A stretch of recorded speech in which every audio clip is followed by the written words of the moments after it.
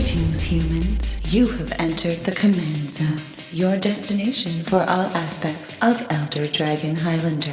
Enjoy your stay. Gonna ride my horse down the old town road. I'm gonna ride till I can't no more. Gonna ride my horse down the old town road. I'm gonna ride till I can't no more. I got the horses in the back, horses just like that. Every time you sing, you have to take it down another octave. Down as low as you can. I got the horses in the back. Well, that has nothing to do with today's episode, but welcome, and how's it going? You are watching / listening to the Command Zone podcast. I'm your host, Jimmy Wong. How's it? It's Josh Lee Kwai. Commander 2020 is here. It's arriving at the same time as Ikoria, Lair of Behemoths, and that means there are tons of new legendary creatures. The precons all have 4 brand new options for Commander, so that's what we're going to be discussing today. And of course, we're going to break down everything else in the set at a later date. This one, because there's a lot to go through, we're just going to go through the legendaries. Yeah, there's 20 new commanders in this set. So there's a lot to talk about. We did do our pre-con upgrade videos, but those were really concentrating only on one of the commanders and only in the context of that pre-con. This is going to be talking about all of these creatures in the greater context and the huge card pool in all of Commander. But before we get into all of that, we got to pause and sing the praises of our sponsors. CardKingdom.com/CommandZone. That's our affiliate link. If you use that when you're ordering your Magic products, singles, these Commander 20 pre-con decks, any of the singles out of the decks, the Ikoria Lair of Behemoth stuff is all... tons of stuff. Yeah, it's all been spoiled. There's so many cards that are coming out there right now. Everybody's excited. It's Commander Christmas. You want to get a bunch of this stuff. You're going to buy it anyway. If you just use the affiliate link, when you do, you really are supporting all of our content. And depending on when you watch this episode, make sure you also check out Card Kingdom's Twitter or their website. They're going to have updates on what their shipping is like and what their fulfillment is like. But the reason that we love them so much is that they're some of the fastest in the business, and they have amazing customer service as well. So yeah, please check out that affiliate link. Another sponsor of the show is UltraPro. They've been with us for a super long time, and you're going to buy all these new cards. You want to keep them in pristine condition, and you don't want them to get damaged or messed up. So that means you're going to be putting them to sleeves, into deck boxes, onto nice playmats. UltraPro is your number one hookup when it comes to all that stuff. You can buy them from your LGS, from Card Kingdom, or a big box retailer. Whatever suits your needs, you can do it that way. Yeah, they are the ones we trust to protect all of our game pieces. And the final way to support all of our content is directly if you go to patreon.com/CommandZone. There's a bunch of perks depending on what tier you're at. You can chat with Jimmy and I daily on Discord. We're on there all the time. You get to watch game nights a day earlier than the general public. Again, our patrons really are the backbone of our content, and they are getting us through this whole crisis. Yeah. So shouts outs to all patrons, but also we call out one lucky patron specifically every single episode, and this episode is dedicated to Hank Newton. Hank, you rock. You do rock. All right. Well, we have a lot of cards to get through. There's a lot. There's 5 decks, 4 commanders per deck, so 20 of them. Yeah. Okay, so there are 2 legendary creatures from each deck that are in the 3-color wedge that deck is, right? Yep. So we've got Temur, Jeskai, Mardu, Sultai, and Abzan. And then each deck also has a partner pairing, and the partner pairings are all the same color spread, right? One of them is 2 of the colors, and the other is monocolor of the other one. Yeah. Yep. And of course, you don't need to necessarily run these commanders as partners with each other, but there's almost no reason not to. That's true. Like, even if you're just building a Brawlin deck and you want it to be mono red, you could put like a Shabraz in the command zone and like a couple of dual lands just in case. And if you never cast it, it wouldn't really hurt you. Yeah. Or just get access to the colors. Yeah. Okay. Let's talk about the first one. Yes, the Temur deck. This one has gotten a lot of talk online because, well, anything that goes infinite usually gets the excitement. Yeah, it's pretty combo-rific. Yeah, so the first commander is the one on the box. It is the, what we call him, Lightning Butt. Lightning Butt. That makes more sense. Well, Calamax needs to learn that probably you want to shoot the lightning to where you're looking, you know? Like Cyclops. Another Cyclops record. It is true. Rather than out. Just out behind you. Well, try not to follow in his footsteps. Yeah. All right, Calamax's Stormsire is 1 and green, blue, and red for a legendary creature, Elemental Dinosaur. It's a 4/4. Whenever you cast your first instant spell each turn, if Calamax is tapped, copy that spell. You may choose new targets for the copy.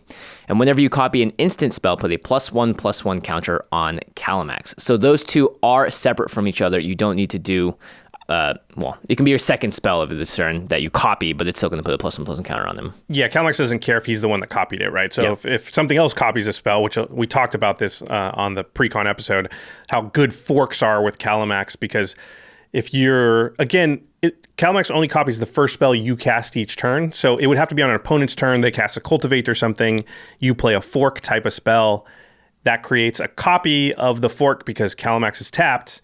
2 forks now. So now the first fork has to copy the Cultivate, but the second one can copy your original fork. And then that will create a copy of fork, which can copy your original fork, which will then go infinite, which means Calamax gets arbitrarily large there. Yeah, you don't get infinite cultivates, but you get infinite +1/+1 counters. Yes, correct, on Calamax. So, and that can happen as early as the turn after you've played Calamax, I suppose, if you had a Smuggler's Copter or something out. Yeah, something to tap them. Oh, actually, or if you were able to attack. So we went through that already. There was one card I wanted to mention that I was really sad that I didn't think of for that episode, because this is a card that I've been putting in a lot of decks and I think is kind of underrated. It's Fury Storm. So this is a fork variant. It's 2 red for an instant. It says when you cast this spell, copy it for each time you've cast your commander from the command zone this game. You may choose new targets for the copy. And then the spell itself says copy target instant or sorcery spell. You may choose new targets for the copy. So the thing with Fury Storm is it kind of can do what Calamax is doing and go infinite with itself, because if you cast Calamax one time, it's going to make 2 copies of Fury Storm. And so this is a way that you can even go off on your own turn, which is like cast an instant. Yeah. That's cheap. Cast Fury Storm. Now, Calamax doesn't copy Fury Storm, but Fury Storm copies Fury Storm. Yeah. And so that copy of Fury Storm can copy the original Fury Storm. And then all these copies running around. Yeah, exactly. And so you can even go off on your own turn. Also, it will still work in the Cultivate situation as well. Yeah, and the big thing, again, Calamax needs to get tapped for the spells like Fury Storm to really go off. And one interaction we also missed originally is that Convoke is a very handy mechanic when it comes to casting spells with Calamax, because you are tapping creatures in addition to paying the mana cost. So a card like Chord of Calling, which is X green, has Convoke.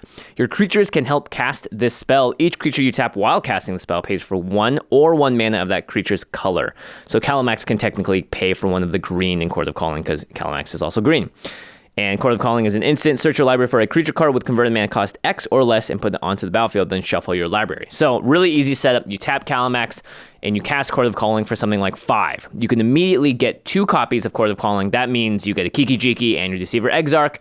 You go infinite immediately. And so there's lots of different ways. And the best part about this is that if you do it on your turn, Calamax is tapped already. This taps it. The spell itself taps Calamax. Like, how good is that? Yeah, it's basically tooth and nail in that situation, but at instant speed, gets Calamax tapped.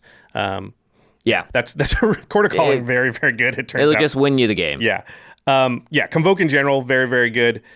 We also talked about cards to get Calamax tapped, because I think the way they kind of kept this ability in check was that additional requirement that you have to get Calamax tapped, which is a kind of a hoop you have to jump through. It is nice because it's one additional step. I think if you didn't have that, then all of a sudden a lot of this stuff becomes way more broken.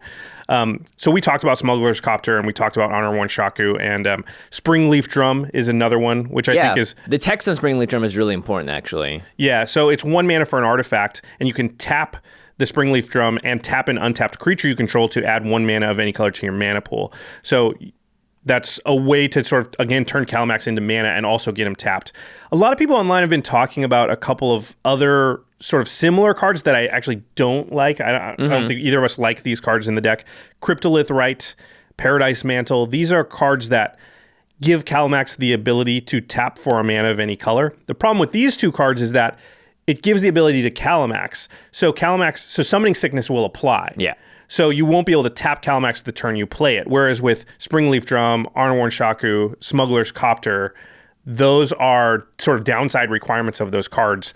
And I think you will want the ability to play Calamax, get him tapped on that turn, and try and do stuff. Yeah. And so I don't like Cryptolith Rite and Paradise Mantle, basically. Yeah, Springleaf Drum also gives you an extra mana. Again, it has it on the card. It says tap and untap creature control. It doesn't say this creature has this ability. When a creature has a tap ability, it needs to have haste or non-summoning sickness in order for it to work. And then Calamax is called the Stormsire. Yeah. So you kind of have to talk about Storm decks. Yeah, so again, Storm is when it counts every spell you've cast that turn, and then you... Or I think that's just been cast even, so even if your opponent's cast... That's true, actually. You can technically Storm off on an opponent's turn if they have one of those nutty turns where they cast like 80 things or whatever, and then you cast a spell, you're going to get a bunch of Storm triggers, and again, Calamax is the Storm Sire. Brain Freeze is a card that sort of mills everyone out, or a player out. It's 1 in the blue for an instant. Target player puts the top 3 cards of his or her library into their graveyard, and it says Storm, and with the text specifically, when you cast this spell, copy it for each spell cast before this turn. You may choose new targets for the copy. So again, because the Storm says copy on it, it applies even more to Calamax. It's going to give them that second trigger to, whenever you copy an instant spell, add +1/+1 counter. And if you've cast 3 or 4 spells and then cast this, all those copies, because it'll copy it for each other spell you've cast or that's been cast. So maybe you don't fully storm off, right? You don't storm for 20, you storm for 7 or something reasonable. That's still 7 instants copied. So Calamax gets really big, you mill somebody for a lot, and obviously I think Storm is a way to go. That's probably the way Kyle Hill will build this deck. Yeah. Yeah. All right, let's talk about the next commander in the deck. It's Xyrus, the Writhing Storm. More storms. Yeah, that's true, actually. A lot of storms going on in Temur. All right, Xyrus, the Writhing Storm, 2 green, blue, and red, 5 mana total for a 3/5 legendary Snake Leviathan, has flying. Whenever an opponent draws a card, except the first one they draw in each of their draw steps, create a 1/1 green snake creature token. Whenever Xyrus, the Rising Storm, deals combat damage to a player, you and that player each draw that many cards. Interesting. So a bunch of really cool effects here. Again, the two are not tied together, but this is a fun one because if you are, for instance, just swinging at someone with a 3/5, you can go, hey, let me deal damage to you, Craig, because as a result, we're both going to draw 3 cards for me hitting you for 3 damage. And I'll get 3 tokens, but it's only 3. I think you could talk somebody into that. Oh, you definitely hey, getting 3 cards out of nowhere for 3 damage. I know a lot of decks 3 tokens, I'd be like, sure, hit me. Yeah, hit me. Well, I'll deal with the tokens later. Yeah. I think this is another deck where wheel effects are just so incredibly good. Like, wheel effects are kind of crazy in this deck. Think of just a Wheel of Fortune. Everybody discards their hand and draws 7. In a 4-player game, for 3 mana, you're going to create 21 tokens. Yeah, that's pretty nuts. And you're also in the colors to do this in Windfall colors. So you can do it in blue as well. So you could get even more, right? Because Windfall, if somebody had 12 cards in hand, that's going to be 36 tokens. That's crazy. The rate on that, like, there's not another token creator that costs like 3 mana that gives you 20 that tokens. Many? Yeah, no way. I mean, yes, you're giving your opponents cards, but people play Wheel of Fortunes in regular decks, right? Because it's just kind of a draw 7 sometimes. That seems insanely powerful to me. Yeah, and usually you can just KO someone out of nowhere. There's a card like Ogre Battle Driver. It's 2 red for a creature. Ogre Warrior. Whenever another creature enters the battlefield under your control, that creature gets +2/+0 and haste until end of turn. So it kind of turns all of these little cards into Locust God-esque effects because they gain haste. Yeah, I think that's the thing you really want with Xyrus is to be able to grant the creatures haste. In the Web of War is the enchantment version of Ogre Battle Driver. It's 3 red, but does the exact same thing. Your creatures come into play with +2/+0 and haste. Roar. So if you have Ogre Battle Driver out and you Wheel of Fortune and get 21 3/1s, that's like you're probably going to win. Yeah, that's so much damage out of nowhere. And if you don't win, you're going to kill a lot of people and have still a massive, huge board presence. Yeah, so that seems really, really powerful. Also, you're just putting a lot of tokens, or a lot of creatures into play. So there's a bunch of cards that say whenever a creature enters the battlefield, do damage to all your opponents. Yep. Impact Tremors and Perforos are the 2 most well-knowns. Also, they're kind of like must-removes if you see them get played in a deck like this. So that's why having an Ogre Battle Driver or some other backup is also really good because you have multiple ways of killing people. Like, if you have just Impact Tremors and you do the same thing, you kill everyone and then you have a bunch of hasty creatures, you're definitely going to knock everyone out. Yeah, because Impact Tremors deals 1 damage to each opponent whenever a creature enters the battlefield under your control, and Perforos deals 2 damage to each opponent whenever a creature enters the battlefield under your control. Perforos Wheel Xyrus is a minimum 42 damage to everybody. Everyone. So just that, and that's only 7 mana, right? Yeah. Play Perforos, play a Wheel of Fortune effect. Bye-bye. That's easily doable. Perforos is also extremely hard to remove. It's easy, definitely, to just kill people out of nowhere with this deck. Calamax and Xyrus both have that ability, actually. Yeah. Okay, so here's a question. We're going to talk about a few more cards, but I'm going to ask this now, because all the cards we've mentioned, Wheels, Perforos, Impact Tremors, I guess not Ogre Battle Driver and the Haste Granter, but the other ones are cards you would also mention in the Locust God deck, right? Because these two decks feel a lot the same. They make tokens for drawing cards. You're going to play a lot of wheels. Blue and red, both in both colors. Right. Do you think Xyrus is better or worse, or going to be better or worse than the Locust God? It has green, and if you're Josh Lee Kwai, that makes it way better. I mean, yeah. Locust cost God 6 mana. Locust God costs 1 more, doesn't have the strongest color, or arguably the strongest color in Commander. So Locust God has a lot harder time ramping, right? And ramp is huge because you can much easier play Xyrus earlier and then have the extra mana to pull off some of these big Ogre Battle Driver, then wheel. Yeah, you're not relying on artifact ramp, basically. Yeah.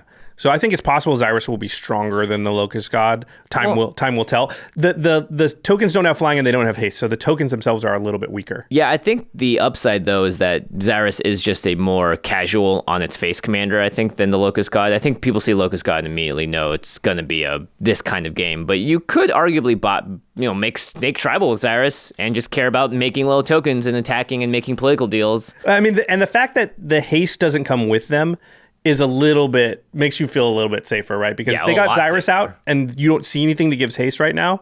It's like, okay, well, they might make a lot of tokens, but I'll probably have a turn cycle to deal with it. So, I mean, never mind Perforos and stuff. Speaking of Snake Tribal, Sashiro the Anointed is another card we might think about, maybe in a more casual version of this deck. Make a bunch of they're all going to be 3/3 snakes now with that card out. Yeah, so Sashiro is 4 green for legendary 3/4 Snake Monk, but it says other snakes you control get +2/+2, pumps all of Xyrus' tokens, but also says whenever a snake you control deals combat damage to a player, you may draw a card. Hey. That's pretty sweet. All good things. It does cost a little bit to get Sashiro out, but again, if you're going that route, then go nuts. And, some people online have renamed this Snekusar because you're also... There's also the kind of deck that you might run Howling Mine in or Rites of Flourishing. Both are cards that allow your opponents and yourself to draw more cards. And as a result, you're going to make more and more tokens. And, you can go the token build. You can find ways to cash those tokens in for more mana and do crazy things that way. Or you can just go the straight wheel everyone to death twice with Perforos. Snekusar. That's going to be really hard to beat. This is a long episode. We'll have a few chances to try and top it, but I don't know if we can do that. That one's it's good. Snekusar, so good. You buried the lead. All right, let's move on to the 2 partner commanders in this deck.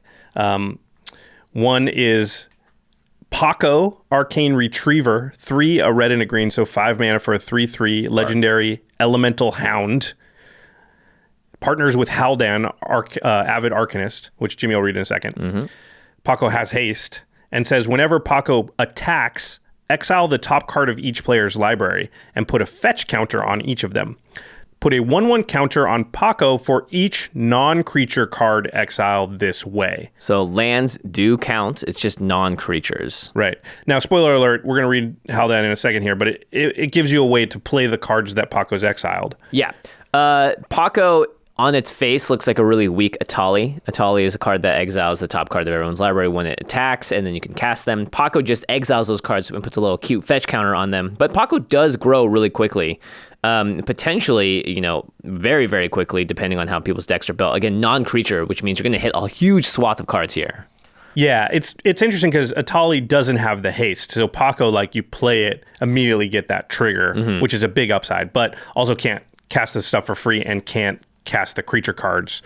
Yeah. Paco by itself doesn't seem that scary. You weren't going to see the card anyway, the way that Paco's exiling it. And when it's just Paco out, they have no way to cast it. Let's read Haldan here because I think, these two, even more than the other ones, maybe, you would never play just one of these because they don't do anything without the other. Yeah, Haldan Avid Arcanist is 2 in the blue for a 1/4 legendary creature human wizard that partners with Paco. You may play non-creature cards from exile with fetch counters on them if you exile them, and you may spend mana as though it were mana of any color to cast those spells. So, play fetch. Paco goes and grabs the balls or whatever it is you're throwing out there, and then Haldan allows you to cast them after he's exiled them. Oh, that's why it's non-creature, right? Because a dog wouldn't go fetch a creature. It's going to go fetch a rock or a stick or something. Yeah, or a whole land. Wow, Paco brought back an entire mountain. That's like a tree, right? A stick. Okay, so let's talk about some cards that are good with these partners. Paco obviously cares about what's on top of your opponent's libraries. So there's cards that allow you to put cards that are in play on top of people's libraries. So there's Griptide and Anchor to the Aether. Yeah. Now, these put creatures specifically on top, so this is more like how can these colors remove a card forever? If Paco is like, I need that card, like that Ulamog needs to get exiled. You put it on top of someone's library, and boom. Yeah, right, because when Paco exiles the card off the top of the library, as far as your opponents are concerned, they're never getting that card back, probably. Yeah. I guess if you cast it and then they killed it, it would go back to their... Although you can't do creatures, so it would have to be an artifact or something. But yeah, if it's a creature, you're just like, I just want to get rid of that for good. I don't want Craig to ever be able to sort of reanimate that Elesh Norn. And you know he wants to. Yeah, so let's just put it on top of his library and then exile it. There are some cards that do like non-land permanents or permanents to the top of owner's library. They're usually a little bit more on the expensive side, but those could be worth it. One I like a lot is Commit to Memory, which is one of those Aftermath cards from Amonkhet. It's 3 and a blue for an instant. Now you got to be you have to plan with your timing here. So it says, put target spell or non-land permanent into its owner's library second from the top. So if you timed it right or they had card draw or something, you might be able to get it on top of the library where you want it. But I like this because it has a second mode, which is Memory. It's 4 blue for the Aftermath part. You can cast this spell only from your graveyard, then exile it. Each player shuffles his or her hand graveyard into his or her library, then draws 7 cards. So it has sort of dual purpose. You managed to fit a wheel into this deck, even though it has none of the cards have Storm on them. Yeah, that's true. There's also Totally Lost, usually featuring Fibblethip on all the art. That's another way to put something on top. You know, something that might work really well with Commit to Memory is like a double attack. Oh, yeah. Because you want Paco to grow huge, and so if you can attack twice, you're going to get that card. Extra attack steps are probably really good in this deck, just like they are in a tally, just to get more triggers. Yeah. I really like this. I like this next one a lot. Yeah, you put it down, but it's great. Noxious Revival. For a Phyrexian green, you can just put target card from a graveyard on top of its owner's library. So any graveyard, any library, this allows you to essentially throw the craziest thing in someone's graveyard on top and guaranteed get it with Paco when you swing. And at instant speed, so it's very hard to sort of play around. It's awesome. And it's also really good just to have, if you want to get one of your own cards back and draw it next turn. So even if Paco and the Howldown thing's not like online or going, this is a good card to sort of get your best card back, you know, and reuse it. But yeah, it's just going to be awesome to be like, oh, I want that sweet artifact that got destroyed earlier or milled. I'm going to take it. Yep, exactly. You can also do it to yourself as well. And obviously, you're going to want to have a lot of mana in this type of deck. So cards that allow you to untap lands when you attack someone. So the sort of Feast and Famine or Nature's Will. It's an interesting enchantment. It's 2 green. Whenever one or more creatures you control deal combat damage to a player, tap all lands that player controls and untap all lands you control. This is an underrated card. It's kind of a cheaper sort of Feast and Famine. Doesn't make your opponent discard, doesn't pump the creature, but gives the good part, which is untapping all your lands. Yeah. So good with Paco and Howldown because you exile those cards, so you're always going to have something to cast. Well, not always. You can whiff, obviously, but most of the time, you're going to get at least one non-creature spell. Yeah, and if you can always manipulate your own top deck as well. You can play a Brainstorm in this type of deck. You can play Scroll Rack, top, all that stuff. Yeah, that's true. I thought another fun thing to do would also be to lean in to the fact that you're playing cards off your opponent's deck and play other cards that kind of do that. So Stolen Strategy is a cool card. It's 4 and a red for an enchantment. And at the beginning of your upkeep, you exile the top card of each opponent's library. Sound familiar? Until end of turn, you may cast non-land cards from among those exiled cards, and you may spend mana as though it were mana of any color to cast those spells. So this is just another way. This is kind of like, you know, this direction would take you maybe more towards what, like the fan episode with Jacob, how his deck was all about like playing other stuff, cloning and stealing other people, you know. Yeah. It was called Anything You Can Do, I Can Do Better. That would be sort of along those lines, which I like. Yeah. Your deck's always going to be at the right power level if you sort of build it that right, because you're playing cards out of your opponent's deck. So they should be able to handle the cards out of their deck. They shouldn't be able to be like, your deck's too powerful. Why? You're playing my deck. Yeah. It's and it's better than send triplets. Sorry, not what better. If you play an enchantment out of a mono red player's deck? Yeah. Then they're just done. I like how this compares to send triplets in that you're playing cards off people's decks is a lot more fun for all the players than out of their hand, because you're not stealing any resources from them directly, right? Like those are cards they didn't have access to at the moment. The way to really bust this is because you can play lands, just putting an Oracle of Moldiah or Azusa Lost But Seeking, Triad of Elysian Grove, which is one of those new cards. These are all cards that allow you to, again, play more than one land a turn, and because Paco is going to be swinging and potentially, more than likely, exiling at least one land, or maybe even 2 every single go-around. Yeah, and Howldown says you may play non-creature cards from exile with fetch counters on them. Not cast. Yeah, so you can play the lands, which means you're going to, always hit your land drops. I think the way this deck plays out is you play Paco first. You never play Haldan first, and you swing with Paco, get a bunch of cards. When it comes back to your turn, you get to play Haldan and hopefully have enough mana to start casting some of the things that Paco's fetching. Yeah, because why put Haldan out and have it be susceptible to removal when it doesn't do anything until you've got fetch counters on some exile stuff? Yeah, that'd be bad. Yeah. You made a good note here as well. Because Haldan lets you spend mana as though it's mana of any color, colorless sources of mana is actually totally fine in this deck. So if you want to ramp with your Thran Dynamos or Worn Power Stones, it's pretty powerful here. Yeah. All right. Let's move on to the Jeskai deck. Aha. This is the Timeless Wisdom, the one with Gavi Nest Warden on the cover. Let's talk about Gavi. Yeah, Gavi Nest Warden or Gavin Verhey, apparently. Between this and Kess, these are the two cards accidentally named after community members. A lot of people were saying Brawlin looks like you. It's me. I'll ride the shark, sure. Gavi Nest... I know, it's pretty cool. All right, let's talk about Gavi. It's 2, a blue, red, and a white for a legendary creature, human shaman. Gavi, again, is the front card of the Jeskai deck. 2/5. You may pay 0 rather than pay the cycling cost of the first card you cycle each turn. And whenever you draw your second card each turn, create a 2/2 red and white dinosaur cat creature token. Okay. So we're seeing a pattern here, by the way. All of these cards, the main ones at least, have a main first ability and then a second ability on the card. Both of them are not necessarily tied to each other, but they're related and they usually synergize. Calamax copies spells and gets bigger. Gavi makes cycling cheap and makes tokens. Yep. But when you draw more cards. Yeah, so you're trying to look for the cross-section of those two things to really maximize them. Or you could just lean into one thing really hard. I think Gavi's probably going to lean more towards cycling than towards tokens. It better. I mean, we did the whole breakdown. Gavi was obviously the commander you played out of the box on this one. Cycling for 0. There are a lot of cards in Magic's history that when you cycle them, you actually get an additional effect. I think this is what you want to look for the most. Yeah. The most, because cycling for 0 is great, but if that's all you're doing, it's not like amazing. But if a lot of cards that say when you cycle also do this, now all of a sudden we're getting to cast a spell territory, and also like harder to interact with. Like you can't just counter a cycle. You need like a specific counter, like Stifle or something. Yeah, and you're also drawing a card because of the cycle, so you're technically replacing the card you're doing it, and with Gavi out, you're doing it for 0 mana. Decree of Annihilation is my favorite one out of all of these. Your favorite one, huh? It's a card I mean, it's just hilarious. For 8 red, you can exile all artifacts, creatures, and lands from the battlefield, all cards from all graveyards, and all cards from all hands. Do not do this. Just don't do it. Wait, this is your favorite card. Don't do it? Well, let me do it, but you don't do it. I play this in the Planeswalker deck because I think it works marvelously well there. And then, however, it does have a cycling cost for 5 red. To discard this card, draw a card. When you cycle Decree of Annihilation, just destroy all lands. So Armageddon's when you cycle it. Yeah, and 7 mana is normally the cost to do it, but with Gavi out, you can do this at instant speed for 0. Also, it is good just with Gavi, even if Gavi's the only thing you have out, because the fact that she's going to continue to allow you to cycle for free means you're going to be able to hit your land drops and get back going faster, and you're going to make tokens while you're doing that. While everyone else is just like basically doing nothing, you're like cycle, found a land, play it, make a token. Yeah. I mean, imagine doing this on your turn. It's going to be the second card you draw that turn, so you make a low 2/2. You tap all your lands to float all your mana, and then you blow up everyone's land, draw another card. Probably cast 1, maybe even 2 more things, and then say pass turn. And can anyone catch up at that point if they haven't built a good board state up?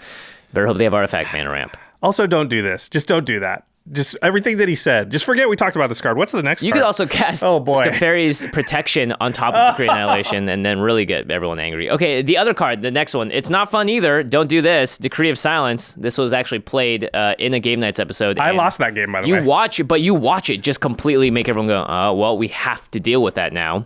You just have to run spells into it. Okay, let's read it. If you can cast it, it's 6 blue for an enchantment. Whenever an opponent casts a spell, counter that spell and put a depletion counter on Decree of Silence. If there are 3 or more depletion counters on Decree of Silence, sacrifice it. So it just counters the next 3 spells that are played in the game. Rough. And it's only opponents. Opponents, right, yeah. And you can also cycle it for 4 blue to discard it, draw a card, and when you cycle it, you can counter a spell. So with Gavi out, that's a 0 mana counter spell with 0 downside. That draws you a card. So it's better than Force of Will. Yeah, you can actually play this one and not feel as bad. But I mean, as long as you're saying to yourself, I'm like almost never going to cast it. I'm always going to cycle it. Yeah, then it's just counterspell plus draw, which is, I guess that's a free what's the blue and 1 counterspell? I'm blanking. Oh, Cryptic Command? Yeah. Yeah. It does a Cryptic Command effect. For free. Yeah, where you get to... The drawing the card part is it's like added insult to injury. Okay. Here's a little bit more fair counterspell. Oh, yeah, this one's fine. It's Complicate. It's 2 and a blue for instant. It says counter target spell unless its controller pays 3. Mana leak. But it has cycling for 2 and a blue. And when you cycle Complicate, you may counter target spell unless its controller pays 1. So it 4 spikes when you cycle it. But again, in Commander, it's not that hard to find a spot where somebody just taps out to do something. Usually that's also the time when they're doing something really big. That's going to end the game. And you could be totally tapped out, so they feel a little bit more safe to do it. And you're like, well, I'll draw a card, and can you pay 1 more for that? At the worst, it's a 1 mana extra mana leak. And mana leak, I think, is actually a very strong card. People often will have a couple of mana left over in the cast spells, but having 3, it's a tough sell. And situational counterspell like that is a lot better when it has cycling, because if you just don't run into a situation where anybody taps out to do anything, or you want to tax them 1 more mana, you just cycle it away just to draw the card and get going, right? That's actually a really good point. You don't have to counter something with it for it to be fine, because again, you were replacing it. You would normally never want a mana leak or something like that in your deck, because there would maybe get to a point where you just can't use it. But with cycling on it, you can always do something with it. Mm-hmm. Yeah. Oh, this next card might be the best card, at least in the casual version of this deck. Yeah. Even in the non-casual versions, this card just seems good. like it's one that's always going to keep going off. Yeah, it's Farah, God of the Polis. 2 a blue and a white for a God legendary, 6/5 with Indestructible. As long as your devotion to white and blue is less than 7, the Farah isn't a creature. Not too relevant here. At the beginning of each upkeep, if you had another creature enter the battlefield under your control last turn, draw a card. So, Gavi wants to put creatures on the battlefield. If you draw your second card each turn, Afara loves cards entering the battlefield, and you draw a card with Afara, which means that you also have the possibility to cycle another card with Gavi, which is going to get you another creature. So as long as you have Afara out and Gavi, if you're able to create 1 creature and then next turn draw a card and then cycle at least once, you're going to always be making a creature and always drawing from Afara, and you're going to, again, use a whole turn cycle. That's 4 extra cards. Yeah, on your turn, you cycle... 4 extra cards. No, sorry. 4 extra cards from Afara, 4 cards from cycling, and 4 tokens. Right. I mean, there's a lot of ifs there. You have to have the cycling cards in hand. Right. But yeah, Gavi's out, Afara's out. You cycle a card on your turn. You've already drawn your card for turn. That makes a token. So now Afara says, oh, you cast a creature. So next turn's upkeep, you're going to draw a card. Now you've drawn a card that turn. If you cycle that turn, that's your second card for a turn. You create a token. Afara says, hey, you made a creature. On the next upkeep, you'll draw a card. Now you've already drawn 1 card that turn. So yeah, that's how that will kind of work. It definitely can domino. And the more cards you're drawing because of the extra cards from Afara, the more likely you are to get a cycling card. Yeah, you should have a ton of cycling cards already. A lot of your lands will cycle. Yeah. So yeah, it just seems great to have that out as just... Like, that's 8 power, 8 cards per rotation, kind of for free. Actually, it is for free once it's out, right? And you build a massive board Gavi's cycling you for free, and Afara's doing its thing for free, so yeah. Yeah, and of course, you're going to want to run cards that can get stuff back from your graveyard. So Archaeomancer and Mnemonic Wall for those instants and sorceries that you cycle. There's a card called Solar Blast. That's a card that I would like to play, which is just an instant that you might be able to get back with Mnemonic Wall. But you cycle it and you deal 1 damage to any target. It's better than anything that has cycling and doesn't do anything, right? Like, may as well do 1 damage. Sometimes that's going to kill something, and sometimes it won't, but it's, Gavi doesn't care because it's free. Yeah, when you kill a mana dork with this, great. Oh, yeah. If you don't kill anything with it, you just feel cycle so bad for your opponent when their Birds of Paradise just goes down for free. For free. You can't forget that cycling always is a cantrip, so it replaces itself, and that's what makes all these cards, even though, like, on its face, Solar Blast is like, this kind of sucks. Right. You would still play it. Yeah.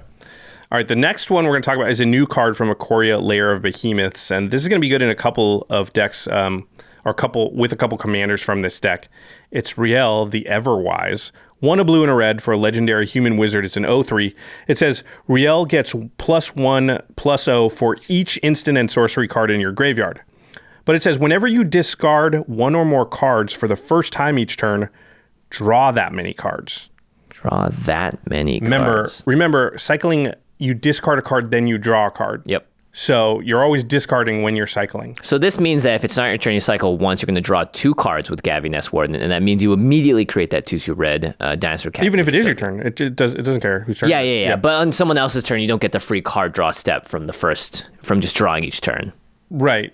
This only cares when you discard, so Yeah, but I'm saying like when you go to your turn, you draw a card, and then you cycle. That's your second card you draw with Gavi, and then you create a 2/2. Yeah, so with matter Riel, if you pass the turn, normally you're like, oh, I have to cycle 2 cards to get another 2/2. That's a bit harder. That's why Afaro works so well with Gavi. And Riel here just is like, you can also find. It also just says, sorry, go ahead. Well, there's some spells that say discard X cards, draw X cards, and so you're gonna actually double that up. Yeah, that'd be awesome. It also just says whenever you cycle, draw an extra card. Which is like, who cares about the 2/2? I mean, listen, I still want the 2/2, but the card is a lot more powerful than the 2/2. So just like, this basically does a similar Afara thing. Yeah, you're going to get way cheaper. And so much value out of it. Yeah, it's really good with rummaging effects as well, or even looting effects because you're discarding every time you're doing it. So Riel just is. I think this is going to be one of those cards that you see almost as much as like a Lutri would have been had not been banned. Riel seems pretty good in these colors. Start in your hand. True. So you won't see it even close to what Lutri would have been. Like, I think you're going to see a lot of people play this card. I think it's going to be a good card. Yeah, very, very powerful. You have to be discarding. So, like, there's plenty of decks in that color pair that aren't discarding. But anything with wheels and stuff, it's going to be awesome. All right, let's move on to the next commander in the deck. This is Akeem the Soaring Wind. 2 blue, red, white, 5 mana total for a 3/4 legendary bird dinosaur. Has flying. Whenever you create 1 or more tokens for the first time each turn, create a 1/1 white bird creature token with flying. And then you can pay 3 blue, red, white. So 6 mana total, so you can do this as many times as you have 6 mana, although you won't want to do it more than once. It says creature tokens you control gain double strike until end of turn. So it's flying crane technique, kind of. Yeah, on a bird dinosaur instead. That makes birds. Yeah. Birds kind of are dinosaurs. Yeah, this is interesting. A lot of comparisons to Kaikar. Yeah. Kaikar the Wind's Fury is a Jeskai commander that actually this show previewed with DJ. And it says whenever you cast a non-creature spell, create a 1/1 white spirit creature token with flying, and you can sacrifice spirits to add a red mana to your mana pool. So obviously it makes bird tokens, and so a lot of people are comparing it. Yeah, I think Akeem, unfortunately, is just worse than... It just seems not like a very... I mean, like, compare this to Xyrus the Writhing Storm as the second 3-color commander in this box. It doesn't seem like it really hits the same marks as the rest of them. There's a cap on Akeem, right? Because you can never create more than 1 bird on a turn. Yes. So... that's just like Kaikar can just go off and make 500 sometimes if you do. Xyrus can do the same thing. Akeem is pretty tough with the cap. Obviously, that second ability to give everything double strike is decent, but at 6 mana, it's just a lot. It's a big investment. This seems imminently fair and not super broken or powerful. It's hard to come up with a lot of combo-tastic things to do, but you can do a lot of sort of the normal stuff, right? So yeah, anytime someone has a deck that makes tokens in these colors, Divine Visitation is sort of like the go-to. It's 3 white, white, and enchantment. If 1 or more creature tokens will be created under your control, that many 4/4 white angel creature tokens with flying and vigilance are created instead. So it'll turn all your birds into Serra Angels. But again, it's a bit of a... It's not amazing. The card costs a lot to cast. Akeem's going to make you some 4/4s, but at that point, I don't know even that's the direction you want to take the deck. Well, I mean, you're going to go tokens, then Divine Visitation's kind of an auto-include with Anointed Procession, Cathar's Crusade, Skull Clamp. Like, these are kind of duh cards, and we're probably going to talk about these a lot throughout the episode as like, it's a token deck. Add those 4 cards in. Yep. There's one card that we will mention a lot, which is Jeskai Ascendancy. And this is one of those cards that just is always going to do a lot of work anytime you're making a lot of tokens. And again, it is a Jeskai card. So I like this. This could even possibly go in the Gavi deck. It is blue, red, and white for an enchantment. Whenever you cast a non-creature spell, creatures you control get +1/+1 until end of turn, and you untap those creatures. So it pumps your tokens. And then whenever you cast a non-creature spell, you may draw a card. If you do, discard a card. So one of the things that can happen, especially with a cycling deck, we didn't talk about this card during that, but it can apply, is as you're cycling, what tends to happen is you get past all your cycle cards and then you're holding a bunch of lands. And so one good thing about Jeskai Ascendancy is because of the looting aspect, you now get to loot away those lands that you don't need to get real cards whenever you cast non-creature spells. So it can just be really helpful. And then again, it's pumping your creatures. There's also combo-tastic things you can do with Jeskai Ascendancy, but just on its face with tokens in these colors is good. Yeah. I don't think there's too much more to be said about Akeem. Maybe you put him into your Kai card deck. Maybe not even, because they're not spirits that get made. But it's a card that I think is going to see very casual play, if anything. I kind of like this one. Yeah, Dovescape's a fun one. Well, I mean, not for your opponent. Yeah, a lot of the cards we mentioned in these colors usually aren't terribly fun for your opponent. We talked about Decree of Annihilation, Decree of Silence, and Dovescape. Sweet. Okay, let's read Dovescape. Dovescape is 3 and then 3 Azorius, so white, blue, white, blue, white, blue. So you can go 3 white, white, 3 blue, blue, 3 white, blue, blue, or 3 white, white, blue. Whenever a player casts a non-creature spell, counter that spell. That player creates X 1/1 white and blue bird creature tokens with flying, where X is the spell's converted mana cost. So every time anybody casts anything, they just get birds equal to the CMC, and that's all that happens.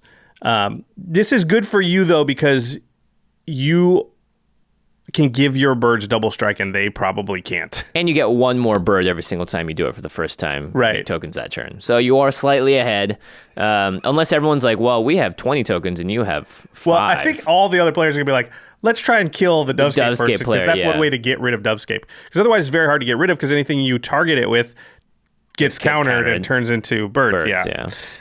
Birds cannot kill enchantments, unfortunately. Not something that happens. All right, let's move on to Shabraz and Brawlin. These are our preview cards, so we won't go super deep here because we talk about them in depth in a separate video. You can find that on our feed. Do you want to read Shabraz? Shabraz, the sky shark. We did it. We made a shark that's a bird. It's 3 a white and a blue for a 3/3. It literally, if you were like, hey, imagine what a shark bird looks like. That's exactly what I would have thought of. Exactly what it looks like, yeah. It partners with Browlin, Sky Shark Rider. Shabraz has flying, and whenever you draw a card, put a +1/+1 counter on Shabraz, and you gain 1 life, and then you can pay an Azorius, so a white or a blue, to give target human flying until end of turn.